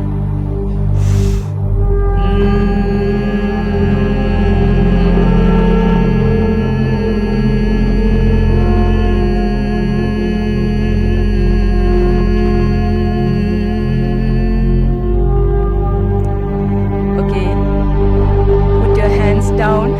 How do you feel? Maybe some are quite difficulties may be there because you can't may hold your breath in that way, because you don't practice your breath in that way, because we getting very simple, our breathing is very shallow. Because if we practice pranayama day to day life, that is the key thing for the health, that our lungs get expand and stretching and take more oxygen. In yoga, we don't say that oxygen, it's a prana, jiva vayu, pranic energy. So, as you take a deep breath, we take more vital energy from the environment, then our lungs get expand, then slowly exhaling means that lungs getting stretched for longer period, so that airs, that exchange of oxygen and carbon dioxide, that take more time. Then with getting more time, you exhale, you better health, you be better health. So it's a not difficult practice. Get used to this day-to-day practice. Yoga, pranayama, and add to your life.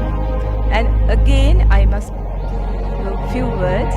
So, become health is not merely doing exercises, because it's a mental, physical, social, and spiritual. Most of them forget that spiritual side is there. So, most of the people get used to do physical practices for becoming health. That's why still they can't achieve the health.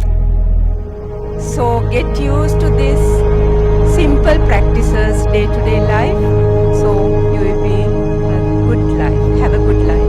Thank you very much. Thank you. And thank you, Ardik department also. And thank you, Secretariat and organizers. It's a great opportunity to relax and stretch our body. Excellencies and distinguished delegates, let us take a short tea-coffee break for 20 minutes. We'll join back to conduct the further session. Any announcement by the Secretariat? No? No. Thank you. The meeting is now adjourned and we'll meet after the break. After the break, yes, His Excellency Mr. Tandin Wanchuk, Minister of Health, Royal Government of Bhutan, will take chair, and we will be here at 3:20. Now I adjourn the session.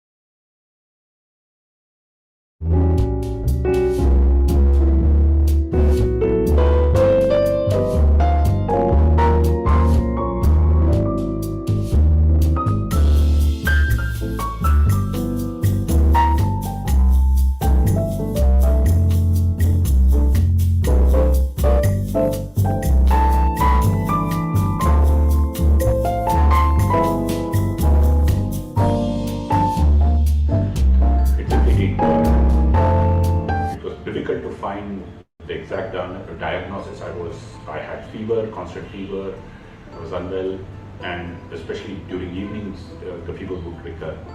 I was diagnosed with urinary tract infection, and Klebsiella was the cause for the infection.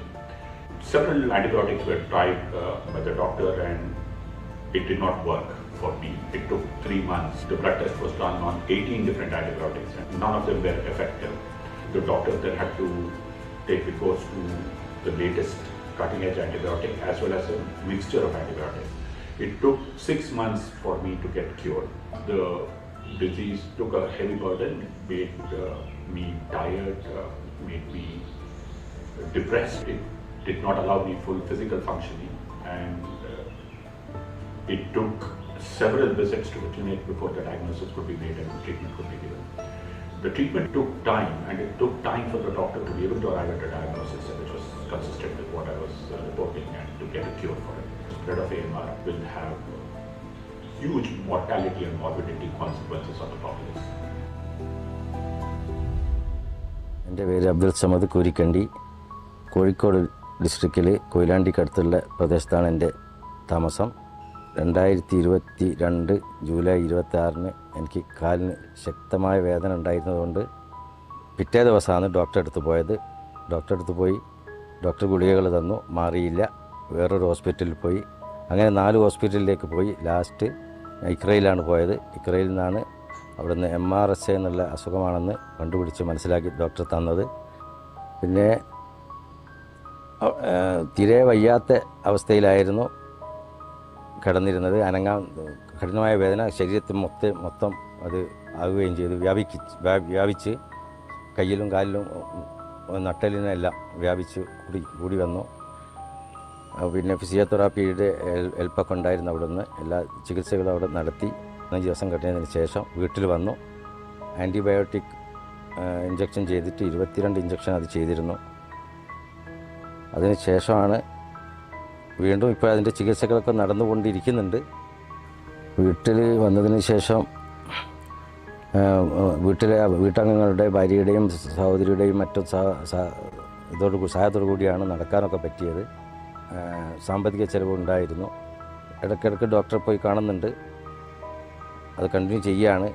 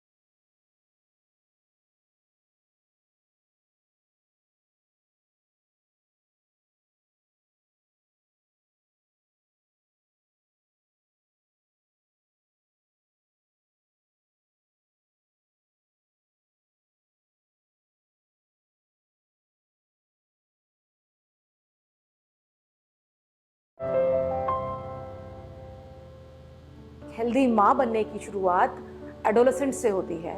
जब बच्चे लड़कियाँ adolescent as में होती हैं, वहीं से ही हमें अपने खान पान का खास ध्यान रखना ज़रूरी है। मुझे काफ़ी अच्छा लगता है अपने काम के लिए मम्मियों से बात करना, उनको उनकी हेल्थ के लिए, डाइट के लिए बताना काफ़ी अच्छा फील होता है और मुझे सेटिस्फेक्शन फील होता है। माँ को बच्चा कंसीव होने से बड़ा पैदा डिलीवरी होने के बाद बड़ा होने तक उनका दोनों का प्रॉपर ध्यान रखना मेरा काम है। मुझे इसलिए एक आशा के नाम से जाना जाता है कि एक आशा की, मैं उनके लिए एक आशा की किरण हूँ कि मैं उन्हें हर जगह पे जहाँ जरूरत है वहाँ उनको मिलूंगी।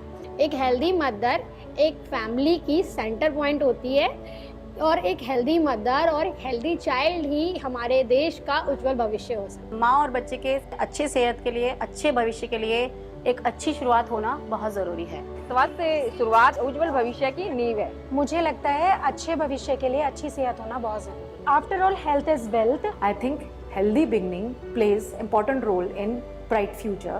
I have to play important role in disseminating this information.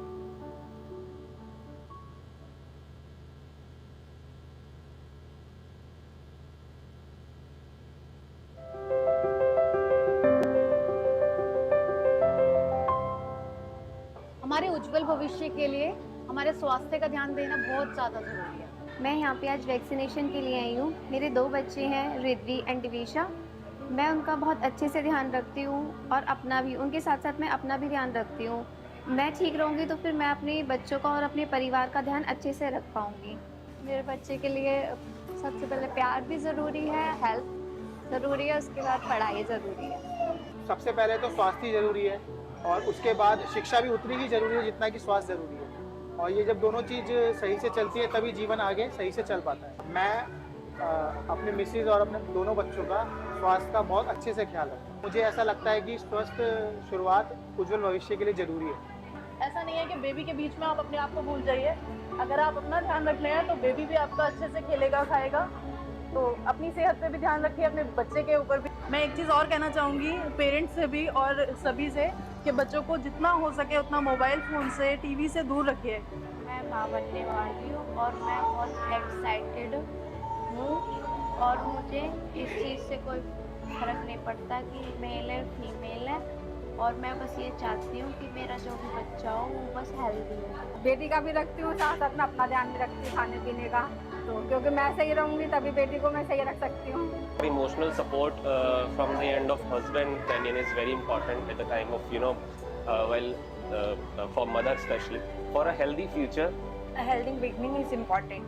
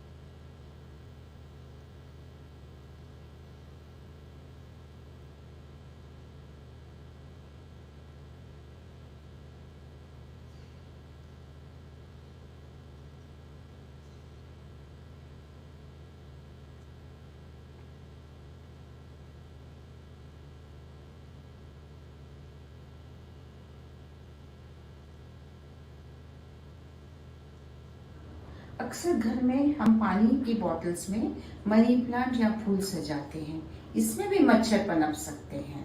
अच्छा है कि हम इसे लगातार कभी कभी खाली कर लें और फिर इसे दोबारा भर के ताज़े पानी में रखा जाए। इस मौसम में आप जब बाहर निकलें ज़रूर पूरी बाजू की शर्ट पहनिए, फुल पैंट पहनिए, कोशिश कीजिए अपने आप को ज़्यादा से ज़्यादा ढक के रखिए ताकि मच्छर ना काट सके।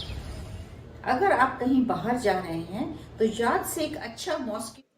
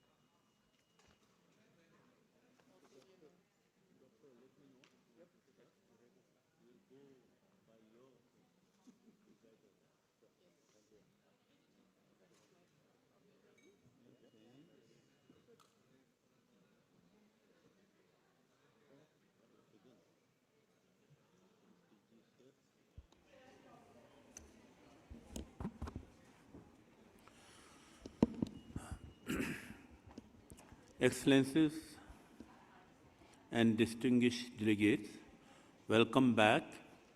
Let us continue Agenda 5. I now invite Honorable Ministers and Heads of Delegation to make their statement. I wish to remind Member States that in accordance with Rule 11 of Rules of Procedure of WHO Regional Committee for Southeast Asia, adherence to time while making intervention is desirable. I thank the Secretariat for the traffic light system to assist delegates to adhere to time specified. Having been seen during the past sessions of the Regional Committee as well as during our participation in World Health Assembly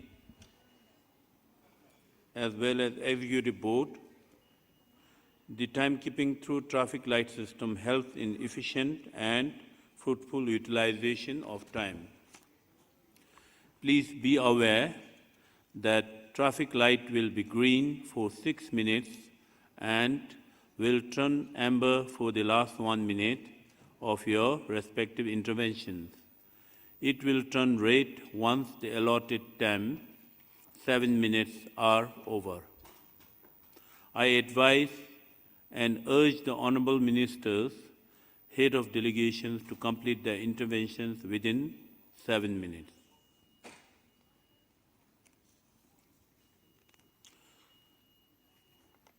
Now I invite the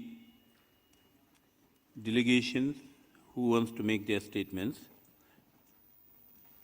Excellencies,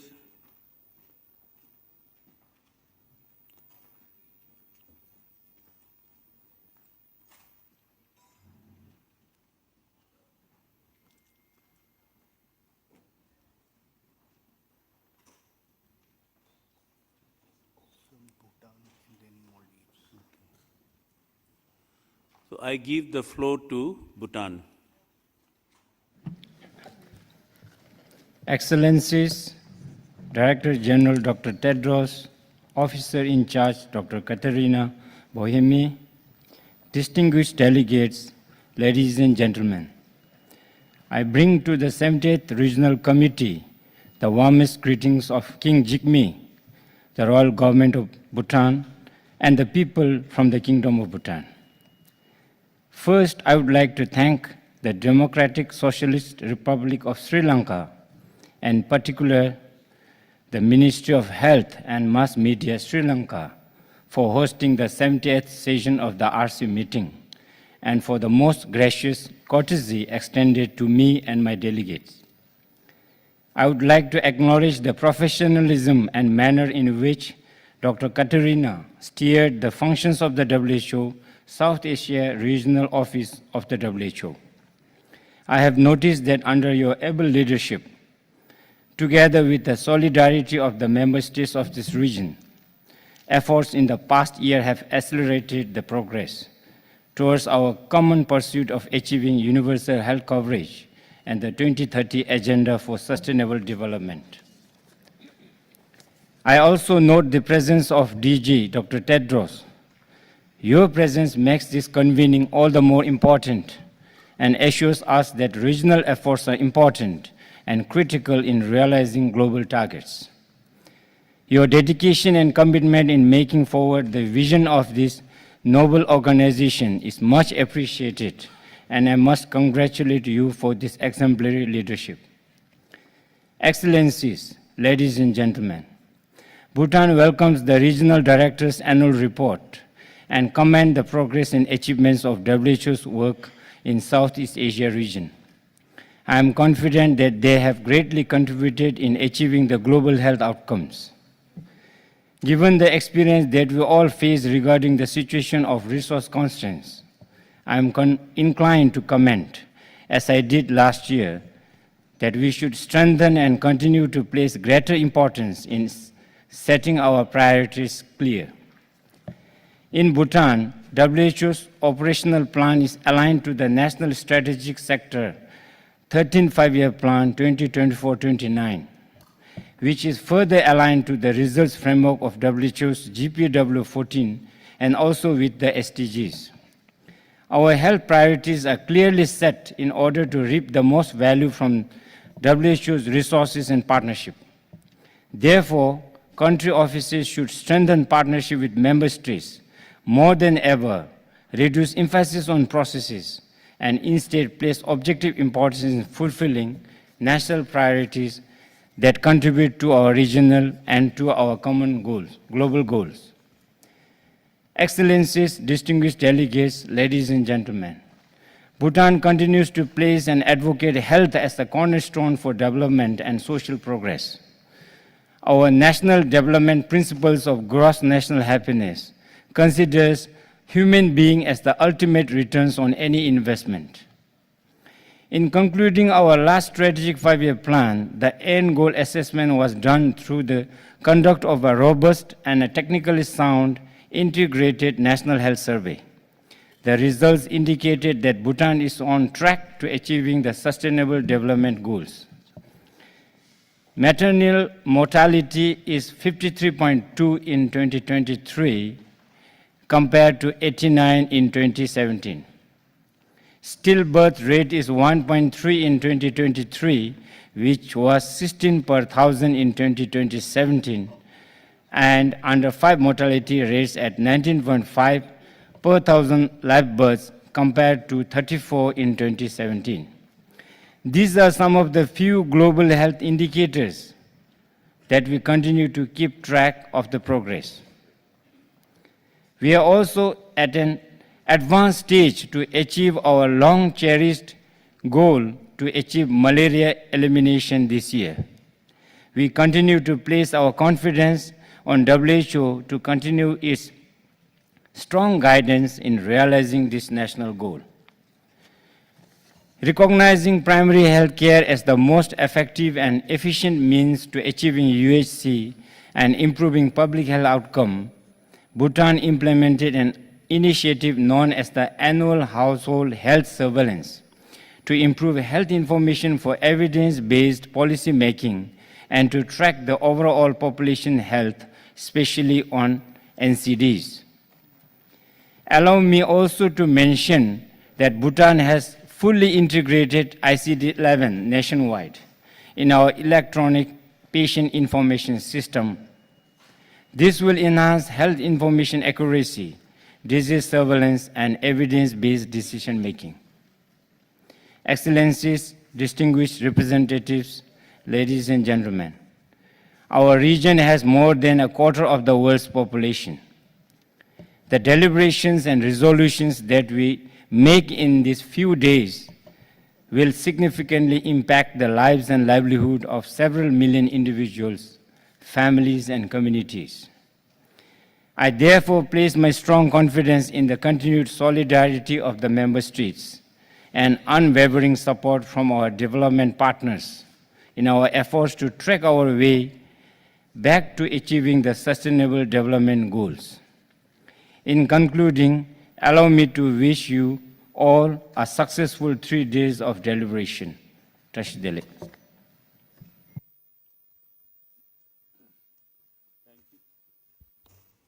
Thank you, Bhutan. Now I give the floor to Maldives.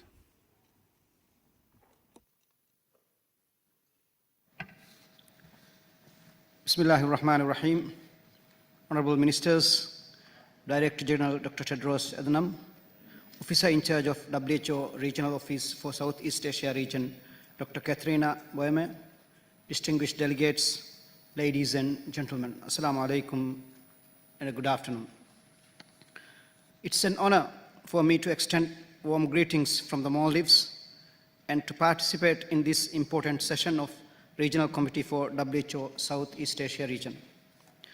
On behalf of the government of Maldives and Maldives delegation, I wish to express our sincere appreciation to our host government of Democratic Socialist Republic of Sri Lanka and Secretariat for the excellent organization and warm hospitality extended to us.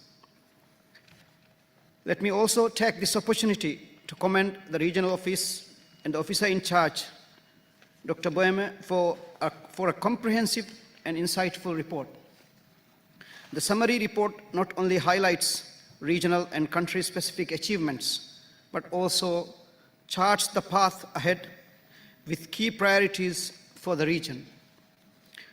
Transition from the very successful regional flagships to the new regional roadmap for results and resilience in timely and strategic.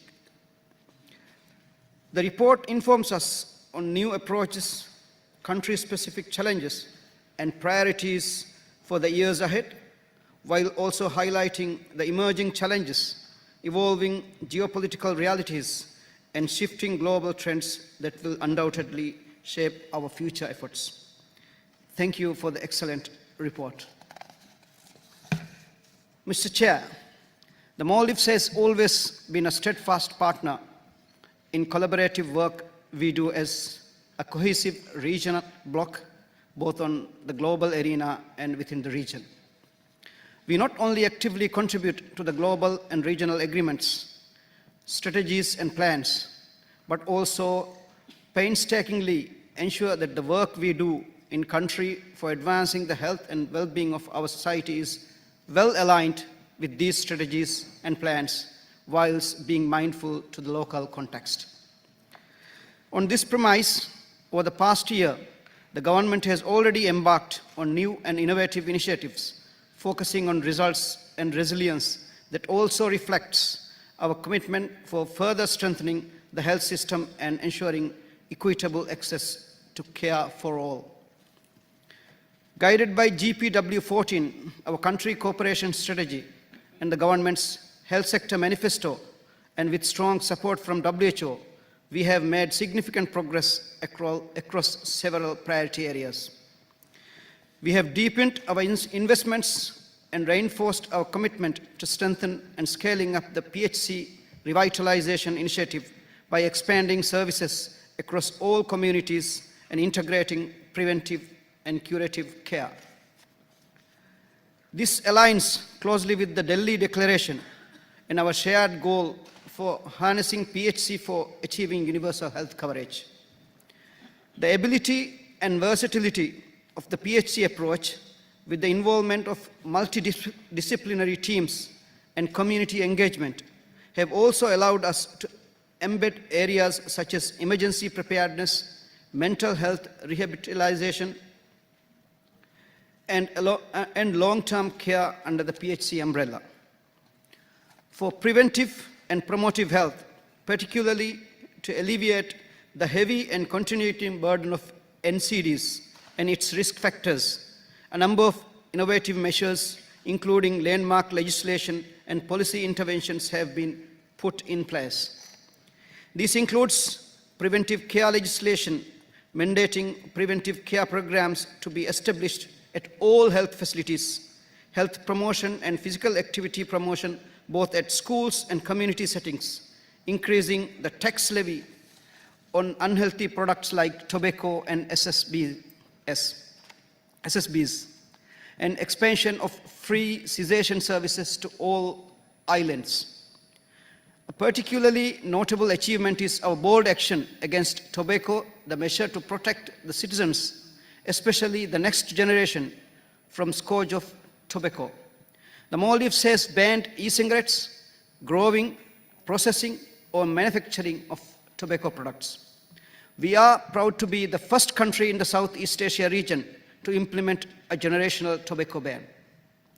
The legislation prohibits the sale of tobacco products to individuals born on or after January 1st, 2007. The government has also announced the National Award for Tobacco-Free Islands to encourage community-level action. On communicable diseases, we are proud to be among the first countries globally to achieve the triple elimination of mother-to-child transmission of HIV, hepatitis B, and syphilis. This milestone reflects the strength of our integrated maternal and child health services and the dedication of our health workforce. We are also honored to have received WHO recognition for our success in controlling hepatitis B in children and for meeting key SDG targets in reducing under 5 mortality, neonatal mortality, and stillbirths. Over the past year, we have collaborated with the regional office as well as member states to develop technical guidelines, toolkits, national plans, assessments that would ensure better quality, safety of services, and help improve the capacity and competency of health workforce.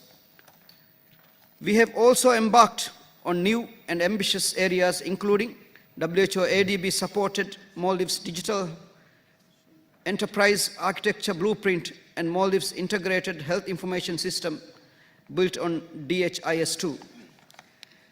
MIHIS empowers parents with access to their child vaccination and growing monitoring data while enabling real-time decision-making.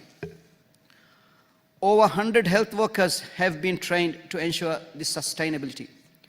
Recognizing the existential threat post-climate change and extreme weather events poses existential challenges for us as a small island nation.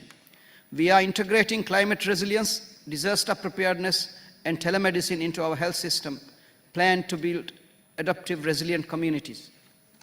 Looking ahead, we seek continued guidance, support, and collaboration from WHO and our partners to sustaining, scaling up, and further strengthening these key priorities. Chair and colleagues, the Maldives stands firm in its commitment to regional solidarity, innovation, and health equity. As we navigate an increasingly complex global health landscape, we believe our strength lies in our unity, our shared vision, and our collective resolve. We thank the WHO for its steadfast partnership and look forward to working together to build a healthier, more resilient Southeast Asia region. Let us continue to lead with purpose, act with urgency, and collaborate with conviction so that together we can build a healthier, more equitable, and more resilient future for all of our people. I thank you.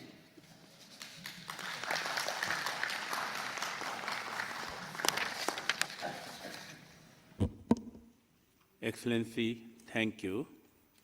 We note with huge appreciation that Maldives becomes the first country to achieve triple elimination of mother to child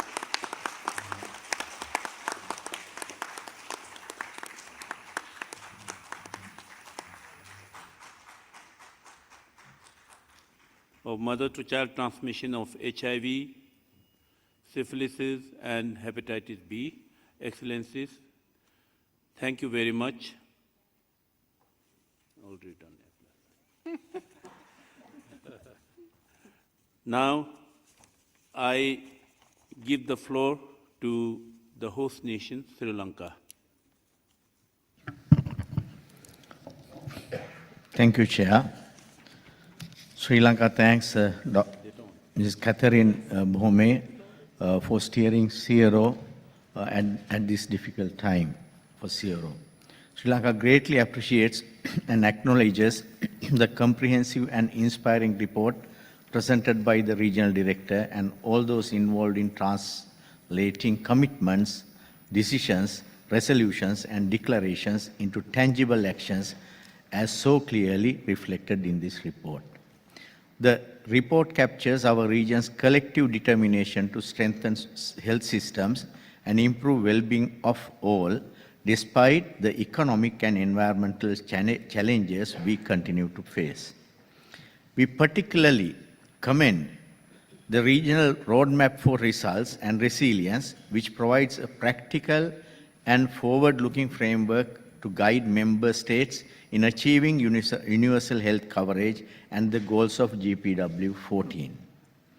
For Sri Lanka, this past year has been one of both challenges and advancement.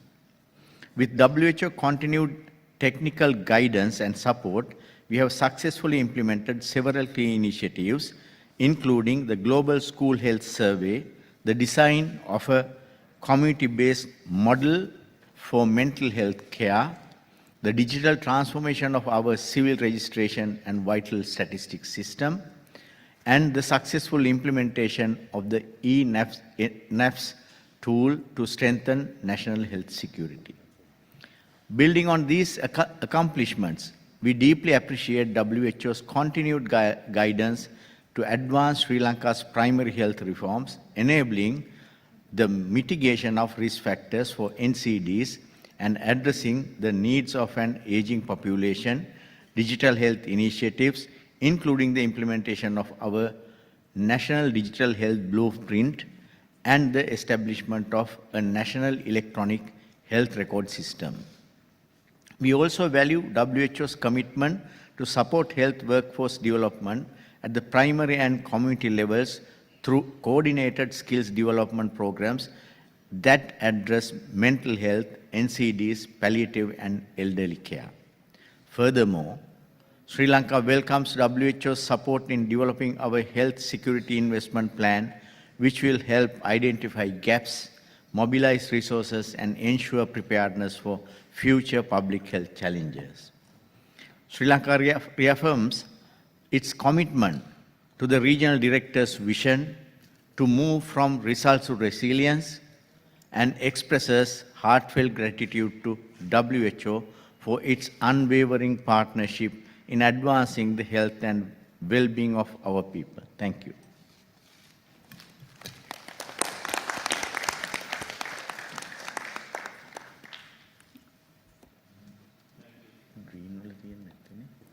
Thank you, Sri Lanka. Now I give the floor to Nepal.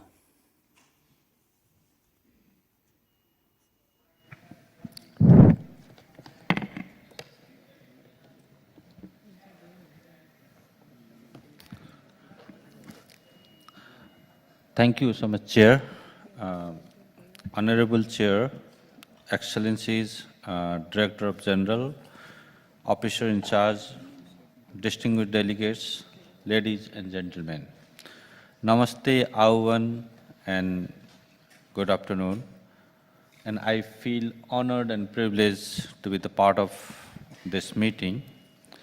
On behalf of the government and people of Nepal, I extend warm greetings and our sincere appreciations to World Health Organization, Southeast Asia region, and to Government of Sri Lanka for gracious hosting of this 78th session of the Regional Committee. Please allow me also to place the record on Nepal's profound appreciations to the Director General of WHO and to officer in charge of regional office for their visionary leaderships, tireless dedications, and steadfast support to the member states, including Nepal, in advancing the health and overall well-being of our people. Over the years, Nepal has made important strides to public health, improving maternal and child survival, increasing the life expectancy, advancing the universal health coverage, and strengthening the disease control. In 2025, we successfully achieved rubella eliminations and are now working with the determinations towards the measles eliminations as our next milestone. And Nepal deeply values WHO's and shares steadfast support through share of a true lifeline in time of crisis. Having benefited at crucial junctures, Nepal demonstrated its strong commitments by contributing NPR 1.5 million in 2024, even amid pressing the national priorities. We continue to implement the Delhi declarations on primary health care, emergency preparedness, and access to the essential medicines. Nepal remains fully committed to regional resolutions, including the elimination of measles and rubella. By 2025, the elimination of Kala-Azar, malaria, and lymphatic filarias by 2030, and strengthening the health systems to address the impact of climate change and accelerating the actions on non-communicable disease. However, the systematic challenges persist, such as inequities in service delivery, shortage and uneven distribution of the health workers, and the growing burden of NCDs. And these realities underscores the importance of sustained partnerships, solidarity, and technical collaborations with WHO and the member states. I take this opportunity to express Nepal's deep appreciation to WHO for its timely and invaluable support to the Ministry of Health and Populations in restoring its normative functions following the current situations during the recent protest in Nepal. The provisions of logistics and technical assistance has been instrumental in enabling the ministry to continue the leading and coordinating the health sector under such extraordinary and unavoidable circumstances. And this year's agenda items, healthy aging through the strengthened primary health care, USC and SDG monitoring, and AMR containment, and combating the smokeless tobacco and novel products, and building a resilience to the climate change, aligns closely with Nepal's national priorities. We particularly emphasize the healthy aging in context of our demographic transitions and welcome the WHO's continued focus on equity and integrated primary health care. And Nepal is honored to host the side events on multi-disease eliminations, building on our Kala-Azar experience, and co-host the side event on sustaining the immunizations program with Gavi. And these initiatives reflect our strong belief and commitments for regional solidarity, innovations, and knowledge sharing are key to accelerating the progress. Honorable Chair, Excellencies, ladies and gentlemen, the annual report presented by Officer in Charge provides the comprehensive account of the progress made in advancing the regional health agenda, while also candidly highlighting the persisting the challenges and the way forward. On behalf of Nepali delegations, I wish to commend the officer in charge and her team for their dedicated efforts and professionalism in preparing the reports. And Nepal fully endorses the annual reports, these annual reports, and reforms our commitments to working closely with the regional directors and member states in addressing the challenges and seizing the opportunities to advance the agenda, or the slogans, health for all for health. Thank you so much.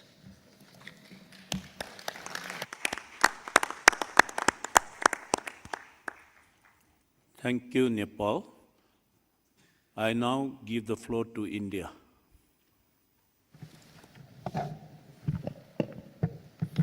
Thank you, Chair.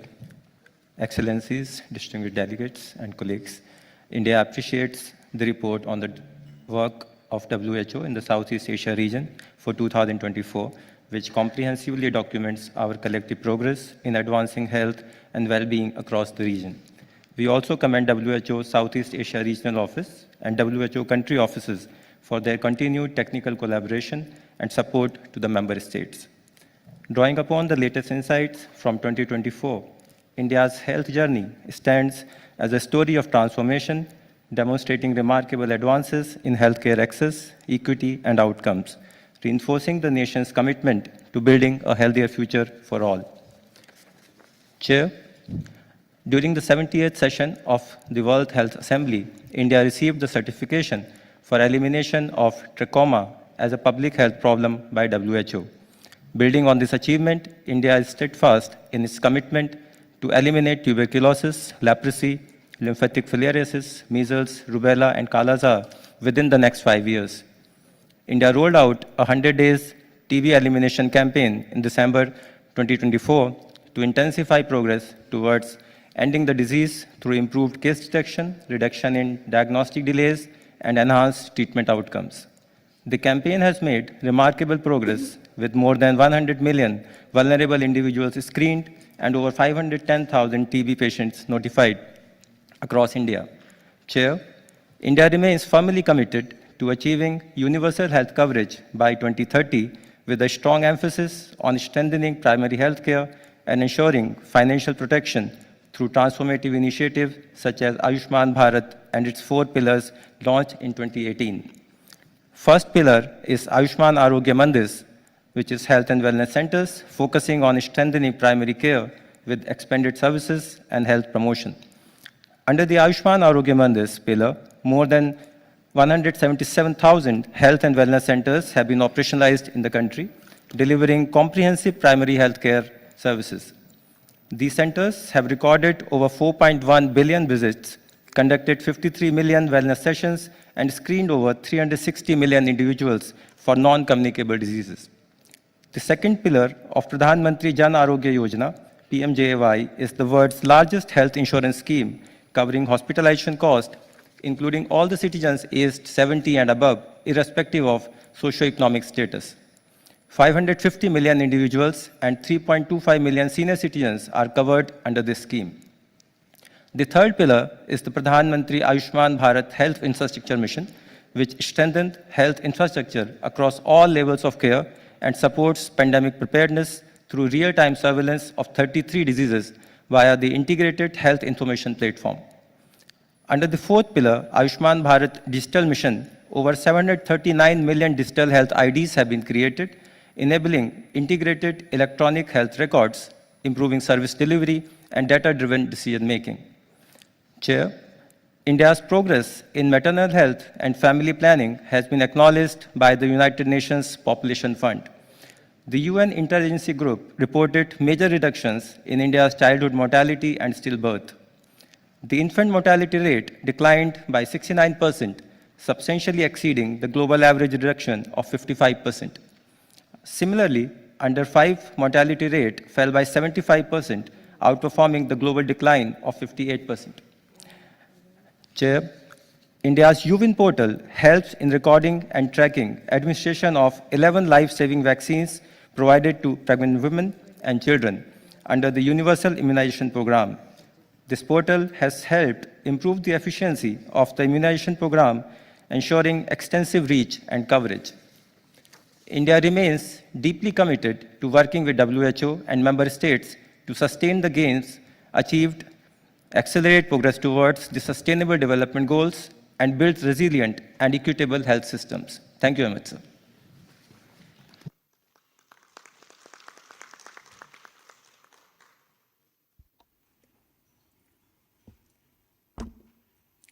Thank you. Thank you, India. I now give the floor to DPR Korea.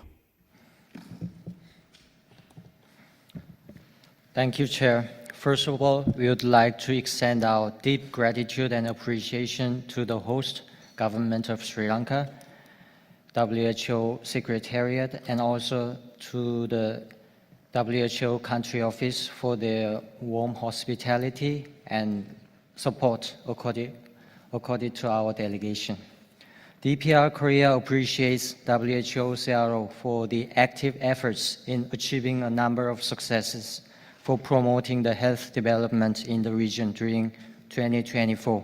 We appraise that WHO CRO has displayed a proficient leadership and achieved significant progress and success in ensuring country-oriented and prioritized cooperation, aligning with the GPW14 amid the current difficult conditions of worsened overall financial situation in the organization with the complex health environment.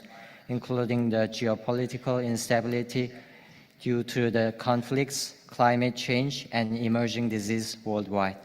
DPR Korea has set as the general target in the public health sector to make our people lead a happy life in good health, free from any disease, enjoying the substantial benefit of the socialist public health system.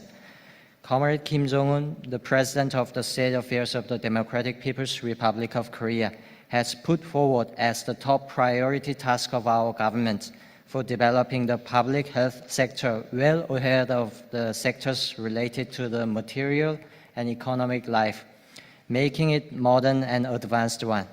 Moreover, he has again put forward a loving people idea to record 2025 in our country's history as the first year of the public health revolution. Pyongyang General Hospital, the pivot and hub of our country's public health, has been built as the modern medical care facility and the medical academic research center in Pyongyang City, and the inaugural ceremony has been held with splendor recently.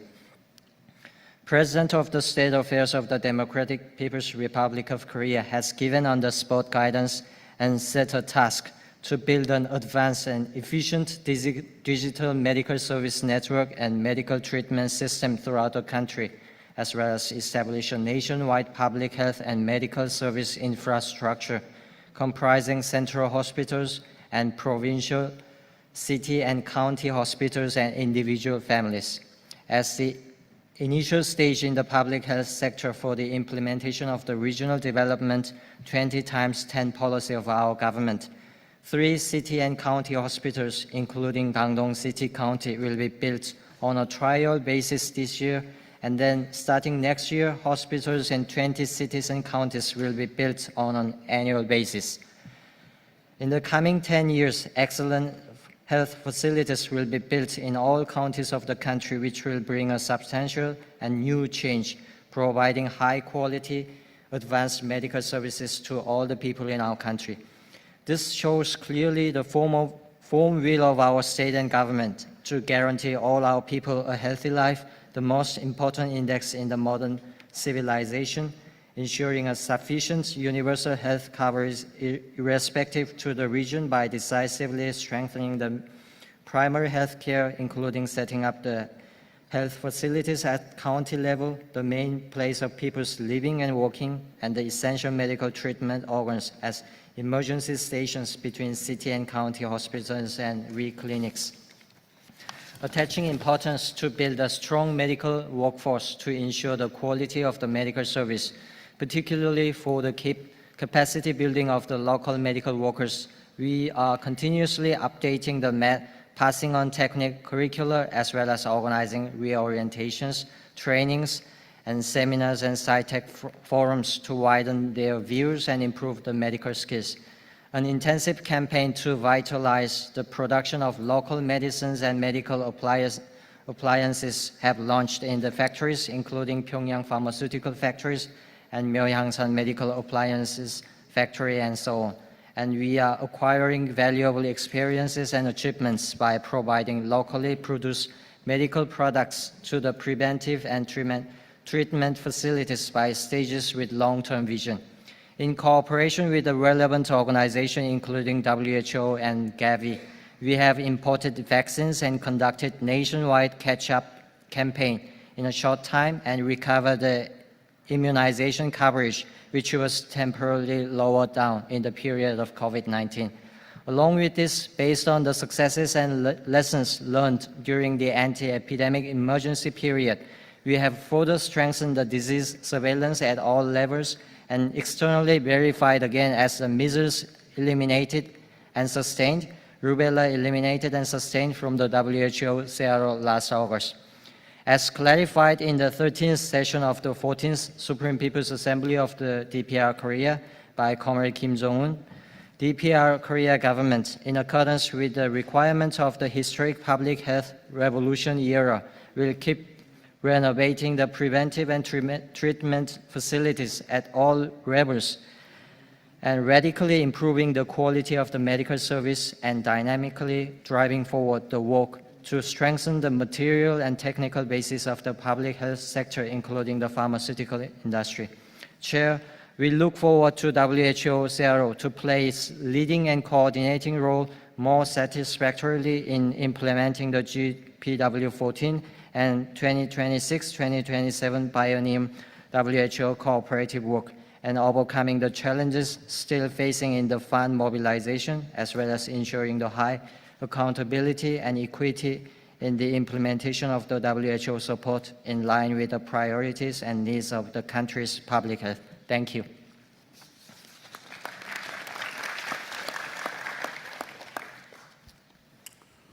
Thank you, DPR Korea. Now I give the floor to Timor-Leste.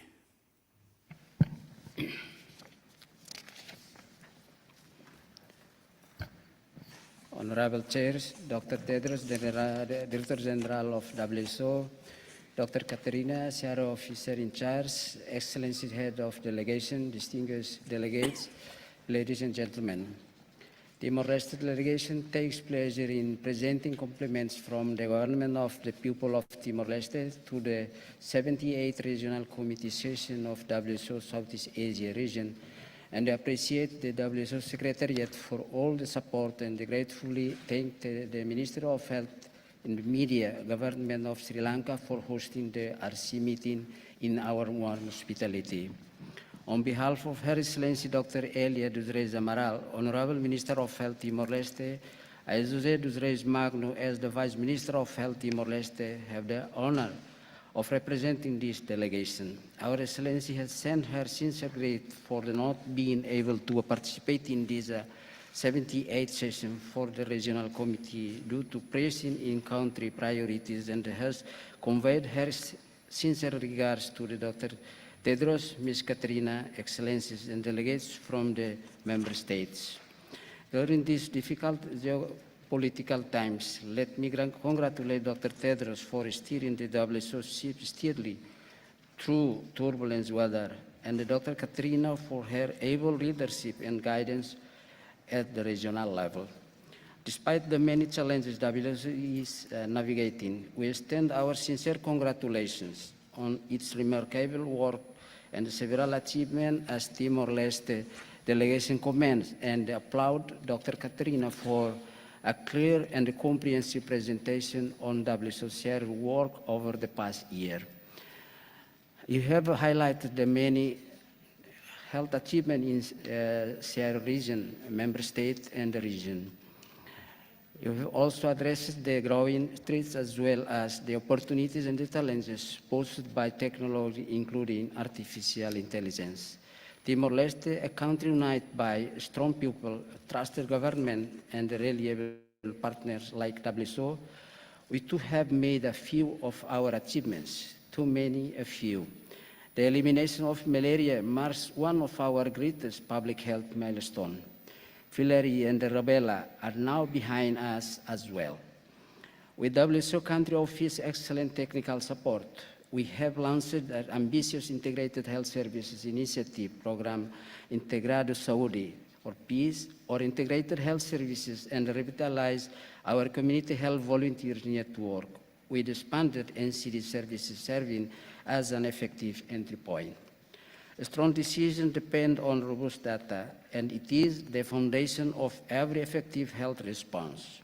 Recognizing this, we are integrating both aggregate and individual data on an open source platform in DISS2-based health management information system. Technology-driven and AI-enabled innovations as one-stop TB mobile phone, digital X-ray powered by A1 and internet testing are bringing services closer to people for early detection. Supported by WHO and COICA, our school health program that has screened over 200,000 children and the successful HPV vaccine campaign with WHO and UNICEF are ensuring that the next generation grows up, protected, and healthy. With high-quality technical assistance from WHO Country Office team, our 50x25 initiative is processing well-targeted standardized care for 50,000 people with diabetes and hypertension. Partnering with WHO in stabilizing health emergency operation center and together with other partners, we managed His Holiness Pope visit to Timor-Leste. Timor-Leste launched its first field epidemiology training program and held first cohort of 14 epidemiologists. Chair, Excellencies, ladies and gentlemen, however, for our young nation, challenges remain. Poor nutrition continues to stunt the potential of our children, and food safety must be strengthened. While mother is defected, dengue still remains, for which we are taking strong intervention, including Wolbachia implementation to combat dengue. Also, challenges such as rabies, Zika, and chikungunya have emerged. Revising the medical and the nursing curriculum to suit the Timorese context. We need to further accelerate efforts for ending TB. And our vulnerability to health emergencies and climate change persists. We acknowledge that WHO itself faces a difficult period, and we hope the storm clouds soon pass. Timor-Leste has supported the increase in access contribution by member states of WHO to WHO, and our government stand hand to hand in solidarity with WHO for achieving universal health coverage. As our long-standing and trusted partner, we look to you for continued collaboration and support in our journey towards universal health coverage. Looking ahead, we hope to work closely with WHO in some focused key areas. Strengthening implementation of our flagship integrated health services, PEACE program, and technical support to embed community health volunteers as champions of their communities. Accelerating effort for certification of elimination of EOS and trachoma and towards zero leprosy in Timor-Leste. Collaborate to introduce telemedicine services to these remote areas. Revive and regulate traditional medicines. Technically and logistically support national efforts to control the recent rabies outbreak and support further health emergency preparedness and response capacity. Support us to expand NCD services and promote healthier lifestyles. Sustaining gains in maternal, newborn, and child health, and increase the support to make health services more adolescent and young people friendly. In all of this and beyond, Timor-Leste counts on continued support from WHO Regional and the country office to meet these challenging but important targets. We are confident of WHO continued high-quality partnership. I look forward to an engaging RC and brighter days ahead for WHO. Thank you, and obrigado, Barack.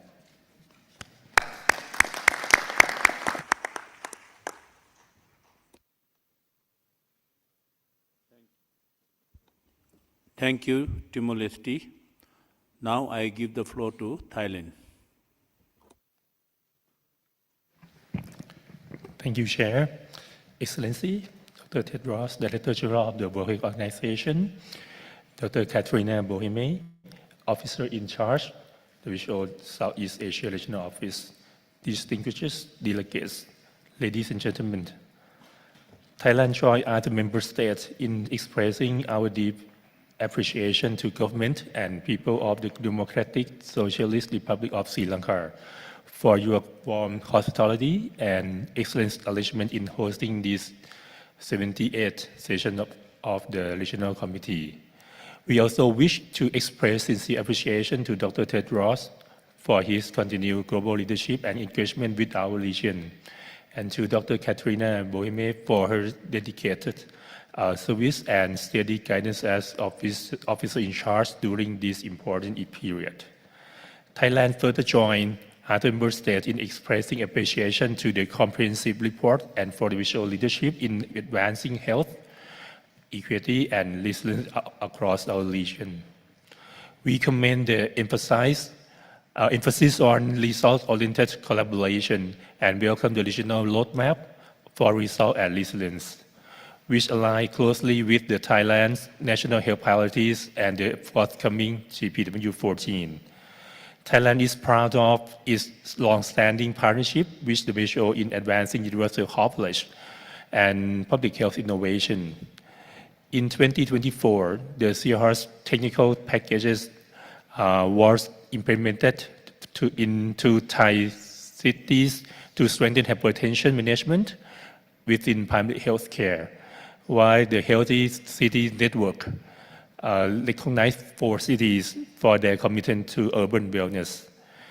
In collaboration with the WHO, Thailand also advanced air pollution mitigation through the community-based interventions, such as clean air shelters and sustainable club initiatives. Our collaboration further expanded into digital health transformation. Together with WHO, Thailand developed national strategy on data standardization, AI-assisted diagnostic for cancer and tuberculosis, and open data frameworks to enhance public health intelligence and emergency response. These achievements reflect Thailand's commitment to innovation, equity, and shared learning.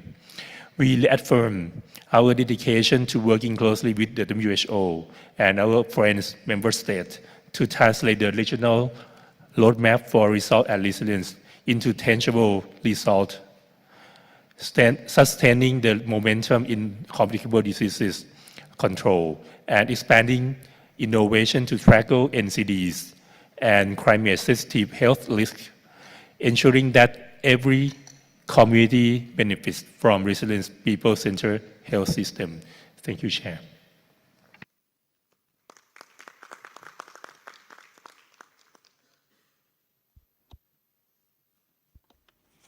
Thank you, Thailand.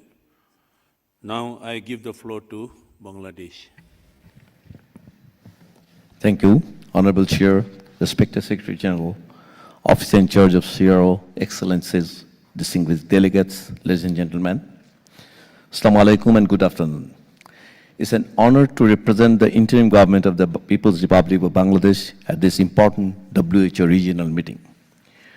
We're especially grateful to Dr. Tedros Adhanom, Secretary General, who joins us as the chief guest for his continued leadership and in advancing global health equity and resilience.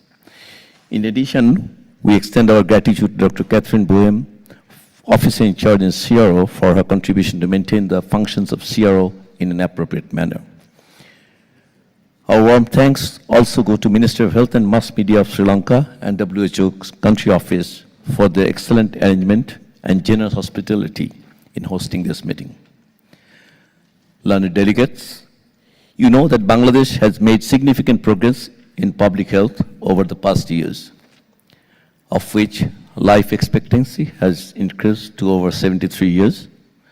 Maternal and child mortality have been significantly reduced. Our expanded program on immunization maintains high national coverage. We have controlled diseases like malaria and made strides on TB and other neglected tropical diseases. We also have an ongoing program named National Eye Program to ensure access to eye care at the primary level.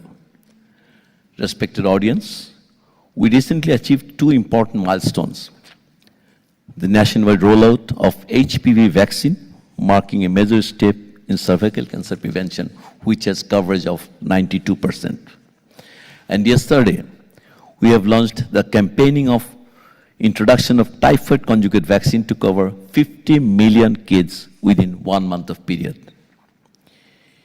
Even under an interim administration, we remain committed to continuing health sector reforms, including strengthening of governance and transparency, integrating the fragmented healthcare delivery system, digitalizing health systems in alignment with WHO blueprint, improving service delivery, especially at the primary level.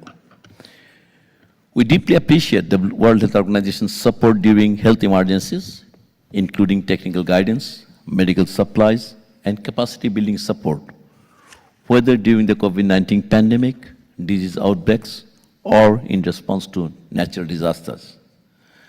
Learned delegates, in spite of the above achievements, we continue to face challenges such as the growing burden of non-communicable disease, the health impacts of climate change, and the responsibility of supporting over 1 million refugees in humanitarian settings. These are not challenges any country can face alone. We need continued regional cooperation, and we thank World Health Organization for leading that effort. On behalf of the interim government of Bangladesh, I reaffirm our commitment to public health, health system resilience, and regional solidarity. Thank you.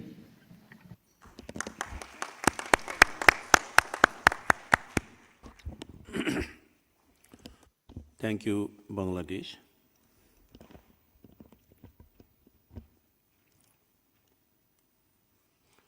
Excellencies, thank you very much for those valuable insights. I'm sure all of us will learn from each other's initiative and experiences in further improving healthcare delivery. I first give the floor to the officer in charge, Dr. Katerina Bohemi.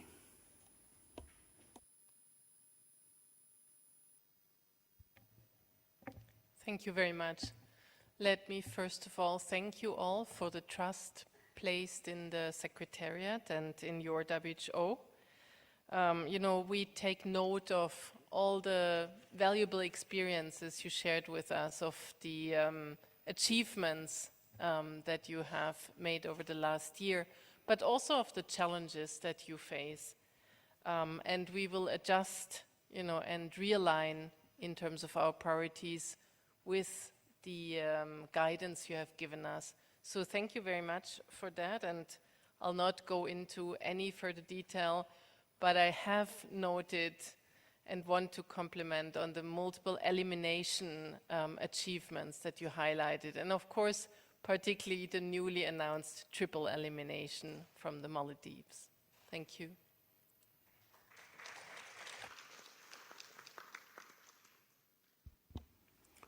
Thank you, Dr. Katerina. I now invite Dr. Tedros to please take the floor.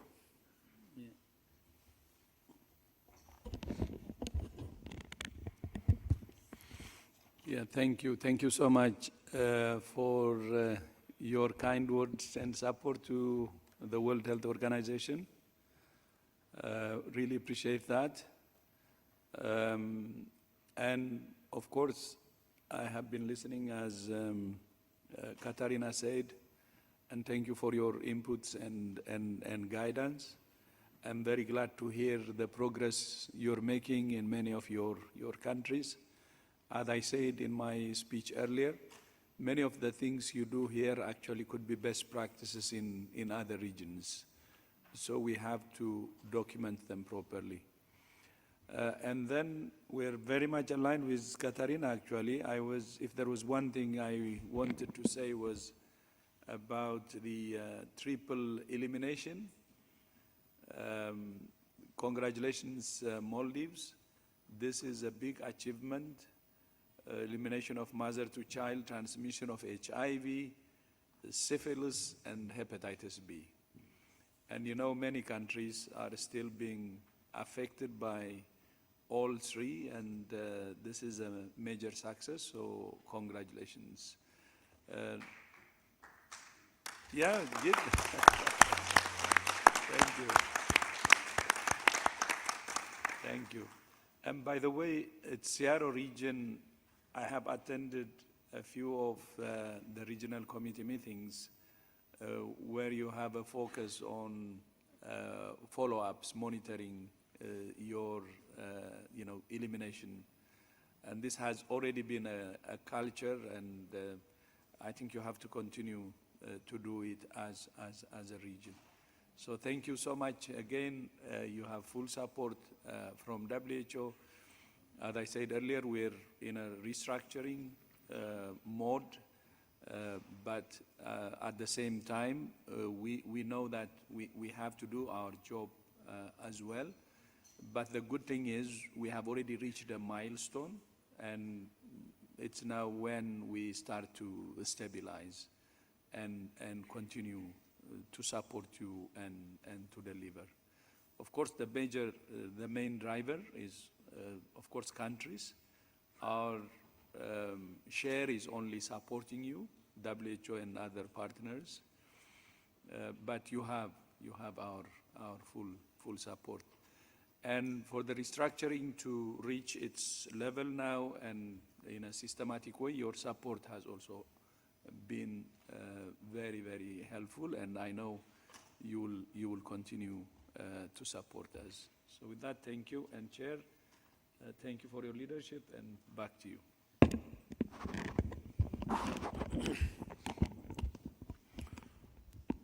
Thank you, Dr. Tedros. Excellencies and distinguished delegates, this brings us to the end of this agenda item. I now close the agenda 5. We will now take up agenda 11, management and governance matters. As you may observe, this agenda item has 3 sub-items. As per the special procedures adopted, the written silence procedure will also be followed for the second sub-item under agenda 11. This is 11.2, titled Evaluation Annual Report. Member states are invited to submit their written statements on the same. Currently, we will discuss the sub-item 11.1, status of the Southeast Asia Regional Office Building. The last sub-item 11.3, amendment to the rules of procedures of Regional Committee for Southeast Asia, will be discussed later. Member states will be informed on the same in the daily session journal. I now invite your attention to the working paper on the Regional Office Building, submitted by the Secretariat for consideration by this session of the Regional Committee. It provides updates on the progress made since the last Regional Committee, with a focus on the progress on construction work of the new regional office, including project timeline, challenges, and third-party quality assurance. I am informed that Secretariat has been working closely with the Government of India on the execution of the reconstruction project. Dialogue between the Ministry of Health and Family Welfare of India and the WHO Southeast Asia region towards efficient and successful completion of the project within agreed timeline is appreciated. I now open the floor for discussion.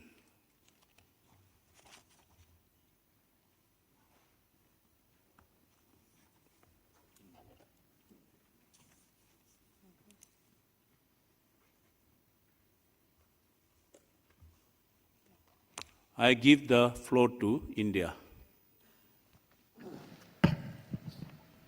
Thank you, Chair.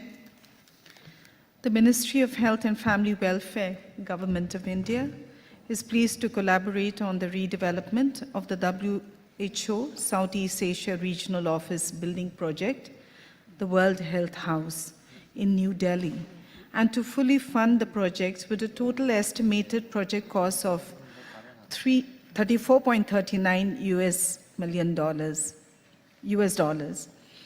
This contribution reflects India's unwavering and sustained commitment to fostering collaboration and partnership in public health among WHO CRO member states. Chair, the World Health House is a state-of-the-art climate-responsive green building. Its sustainable design minimizes heat gain and environmental impact, ensuring a comfortable working environment throughout the day.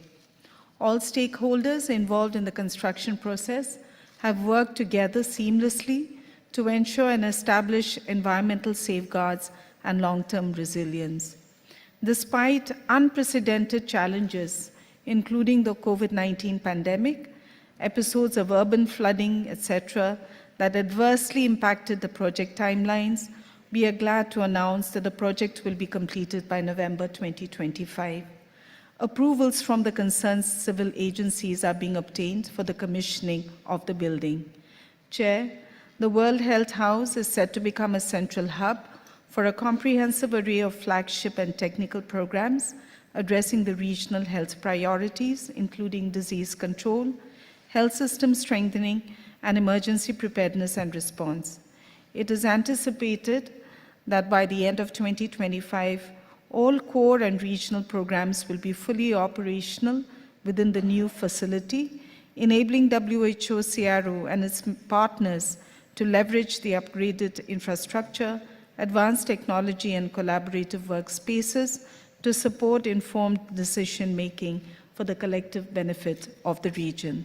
Chair, we look forward to building upon this state-of-the-art infrastructure to foster collaboration and promote sustainable health outcomes for all.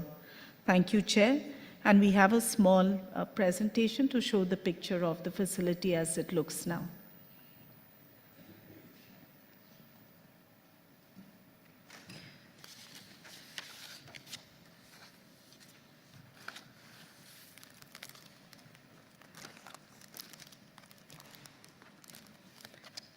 The WHO building, Chair, consists of three buildings. The first, which is W, the second, which is H, and the third, which is O. The first W consists of 11 floors. The second, H, consists of 13 floors. And the 15th, which is the O building, consists of 15 floors.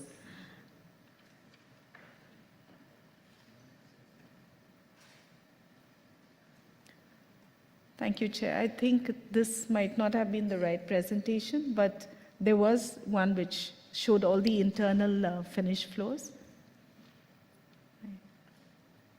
Thank you, Chair.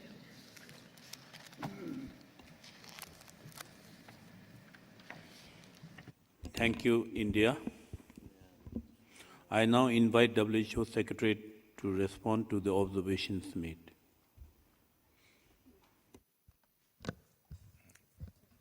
Thank you, Chair.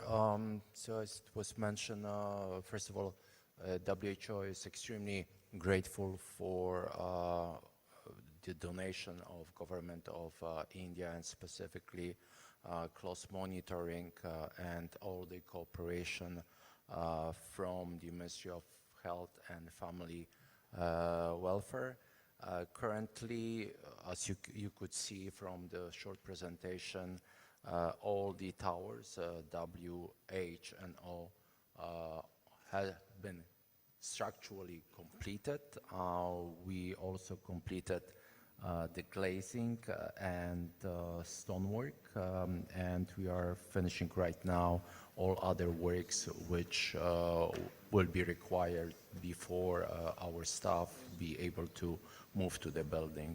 So once again, thank you very much to Government of India and Ministry of Health and Family Welfare.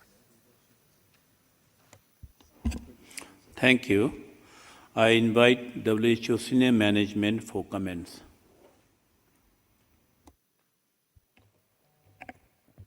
Let me echo the Director General and our DAF in thanking the Government of India for an amazing building. You know, ever since I started as OIC, I've visited, and thanks to our internal project team, we have very regular meetings. It's been a pleasure to work with the Government of India to have these very regular project reviews, you know, and so we now await with impatience the final report and hope to be able to jointly invite all of you for an inauguration at the occasion of the WHO Traditional Medicine Summit in December, mid of December. And so, you know, thanks again wholeheartedly for this progress, and we look forward to moving in soon and inaugurating this with all of you. Thank you.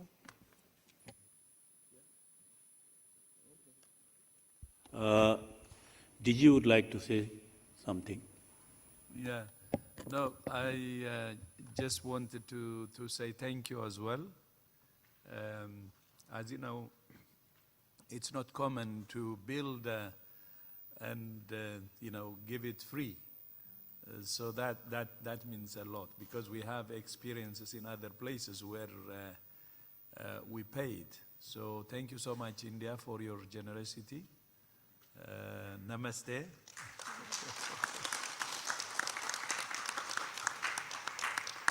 And then the second part of my message is, please join us when we inaugurate the building in December.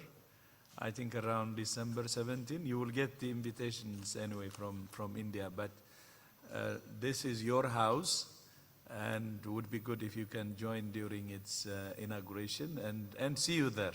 Thank you. So thank you, Officer in Charge, DG, and on behalf of the member countries, I would like to join them and thank India. Thank you. Let's now move to Agenda 12, which is special programs. Again, a written silence procedure is followed for sub-item 12.1, which is UNICEF/UNDP/World Bank/WHO special program for research and training in tropical diseases. Joint Coordinating Board report on attendance at JCB in 2025. Member states may submit their written statements to the Secretariat under this agenda.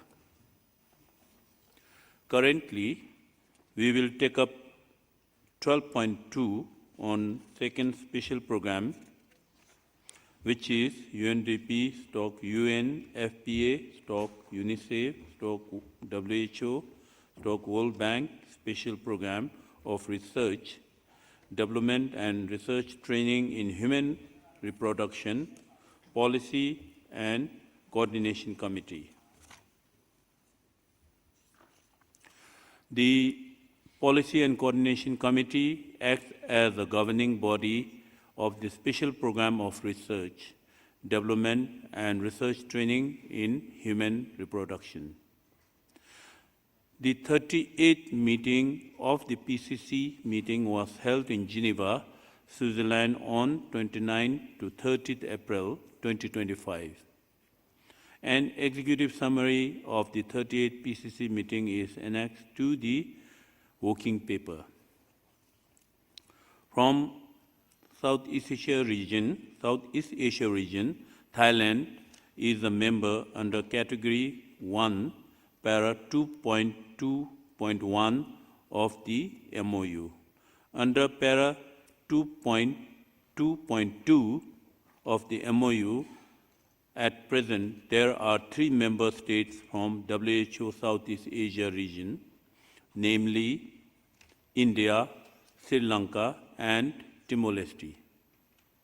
Under Category 2, since the term of office of Timor-Leste ends on 31st December 2025, the high-level preparatory meeting was requested to recommend and nomination of one of the member states of Seru region to serve on PCC for a 3-year term of office starting 1st January 2026.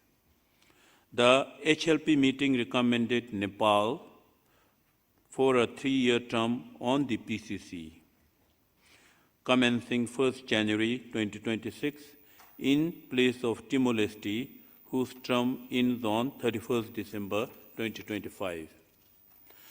The working paper, along with the summary report of the PCC meeting held in 2025 and HLP recommendations for nomination of Nepal to be a member of PCC for 3 years term, commencing 1st January 2026, is presented to this session for its consideration. Are there any comments, please?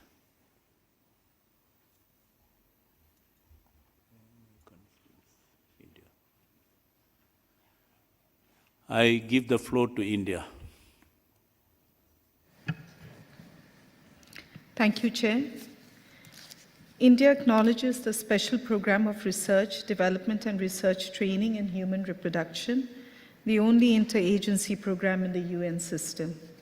We congratulate the appointment of 2 new members and the reappointment of 3 members for a second 3-year period to the Scientific and Technical Advisory Group. We also congratulate the appointment of 8 new members to the Gender and Rights Advisory Panel. India welcomes the recommendation from the 38 Policy and Coordination Committee meeting, particularly the proposal to begin a separate budget line for research capacity strengthening. India underscores the importance of strengthening the research capacity, which must remain a priority within HRP's overall budget and activities. We believe that it will facilitate research partnerships in LMICs and empower global and regional network of SRHR researchers. Chair, as outlined in the Annual Report 2024 of the Special Program, the proliferation of misinformation and disinformation is a major obstacle to extending sexual and reproductive health and rights to future generations, as it suppresses access to rights-based decisions and accountability. India supports the recommendations of the Gender and Rights Advisory Panel that Human Reproduction Program intensify its efforts to counteract SRHR misinformation and disinformation. India recommends that persistent and enhanced advocacy, education, awareness campaigns, and active community engagements may help to overcome many of the social barriers, while to close the research gaps, we must actively promote collaborations between reproductive health researchers and academia. Chair, for over 70 years since the launch of our National Program for Family Planning in 1952, the first of its kind in the world, it has undergone a remarkable transformation in terms of policy and program implementation and evolved from a narrow focus on population stabilization to a broader approach promoting reproductive health and reducing maternal, infant, and child mortality and morbidity. The Government of India has undertaken several comprehensive measures to promote family planning while ensuring population stabilization in the country. A broad range of contraceptive choices are made available to beneficiaries, and those undergoing sterilizations are provided compensation to offset wage loss under the Sterilization Compensation Scheme. Chair, India extends its support to the HLP meeting recommendation for Nepal to serve as a Category 2 member from the Southeast Asia region on the PCC for a 3-year term starting from 1st January 2026 in place of Timor-Leste, and we look forward to strengthened regional cooperation in advancing this vital program. India reaffirms its commitment to the special program of research, development, and research training in human reproduction, and we look forward to the upcoming 39th PCC meeting in Geneva. I thank you, Chair. Thank you, India. I invite the Secretariat to respond to the observations made by India. Thanks, Chair. So this agenda relates to nomination of a member in place of Timor-Leste, whose term expires on 31st December. And we are happy to note that as per the recommendation of the HLP, that's been further endorsed by the Regional Committee, we will document the nomination of Nepal in place of Timor-Leste and update the SRH department at the WHO headquarters. Thank you.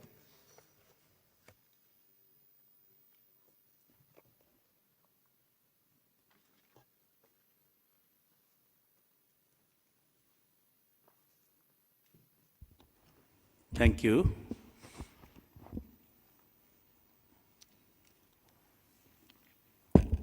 This House now decides to recommend the nomination of Nepal to be a member of PCC for 3 years with effective 1st January 2026. Let's congratulate Nepal on its nomination to the PCC.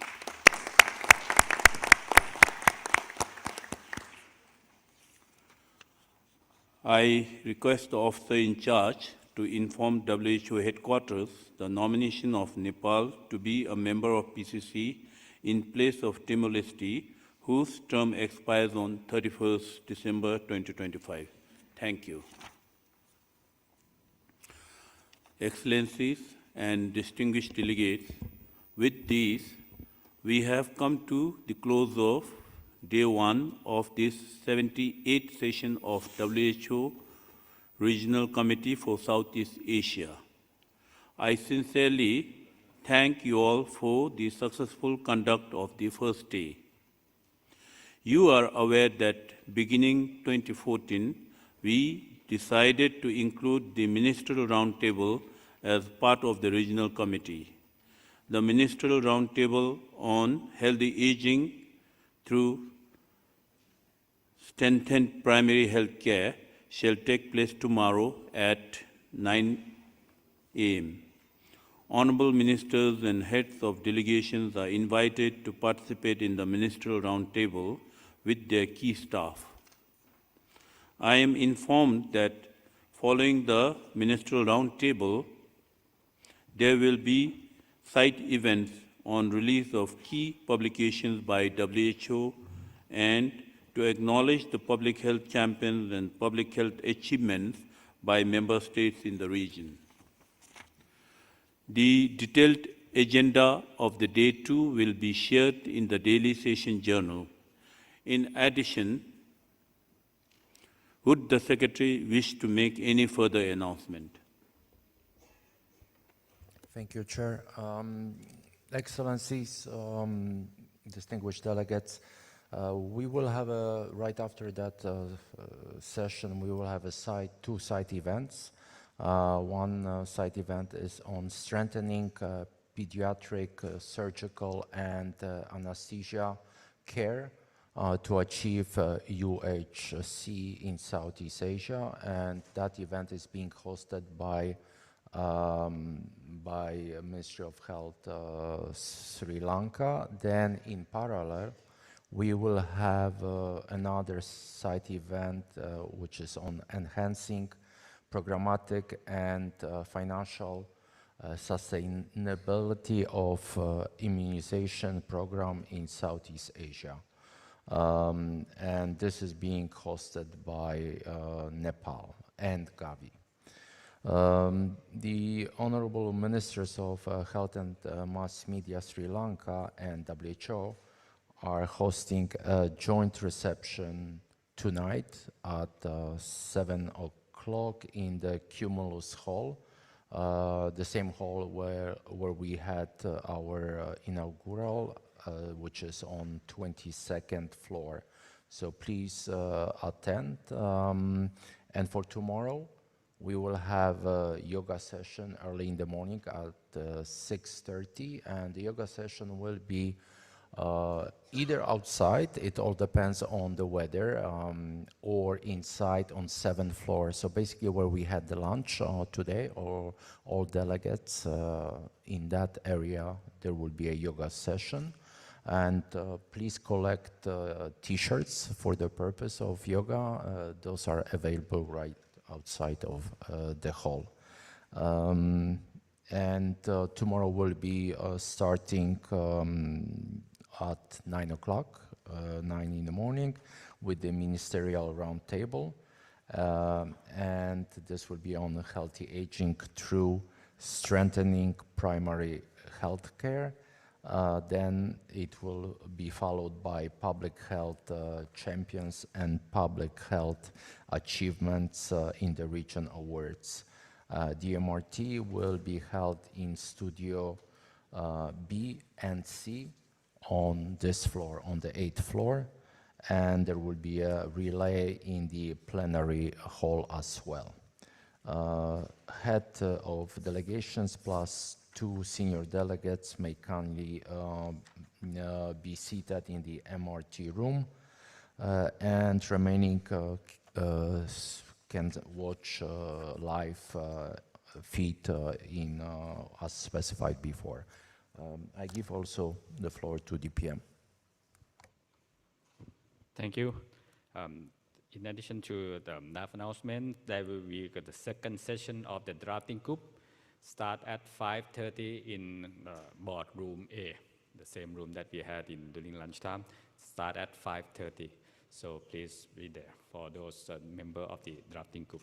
Thank you very much. And yeah, please also prepare for during the joint reception. We have this for every year for cultural performance from all member states and also, of course, the Secretariat. And for this year, the Government of Sri Lanka's generosity provide professional dance in addition to that. So let's have fun together at 7 o'clock in Cumulus Room, 72nd floor. Thank you. Over to you, Chair.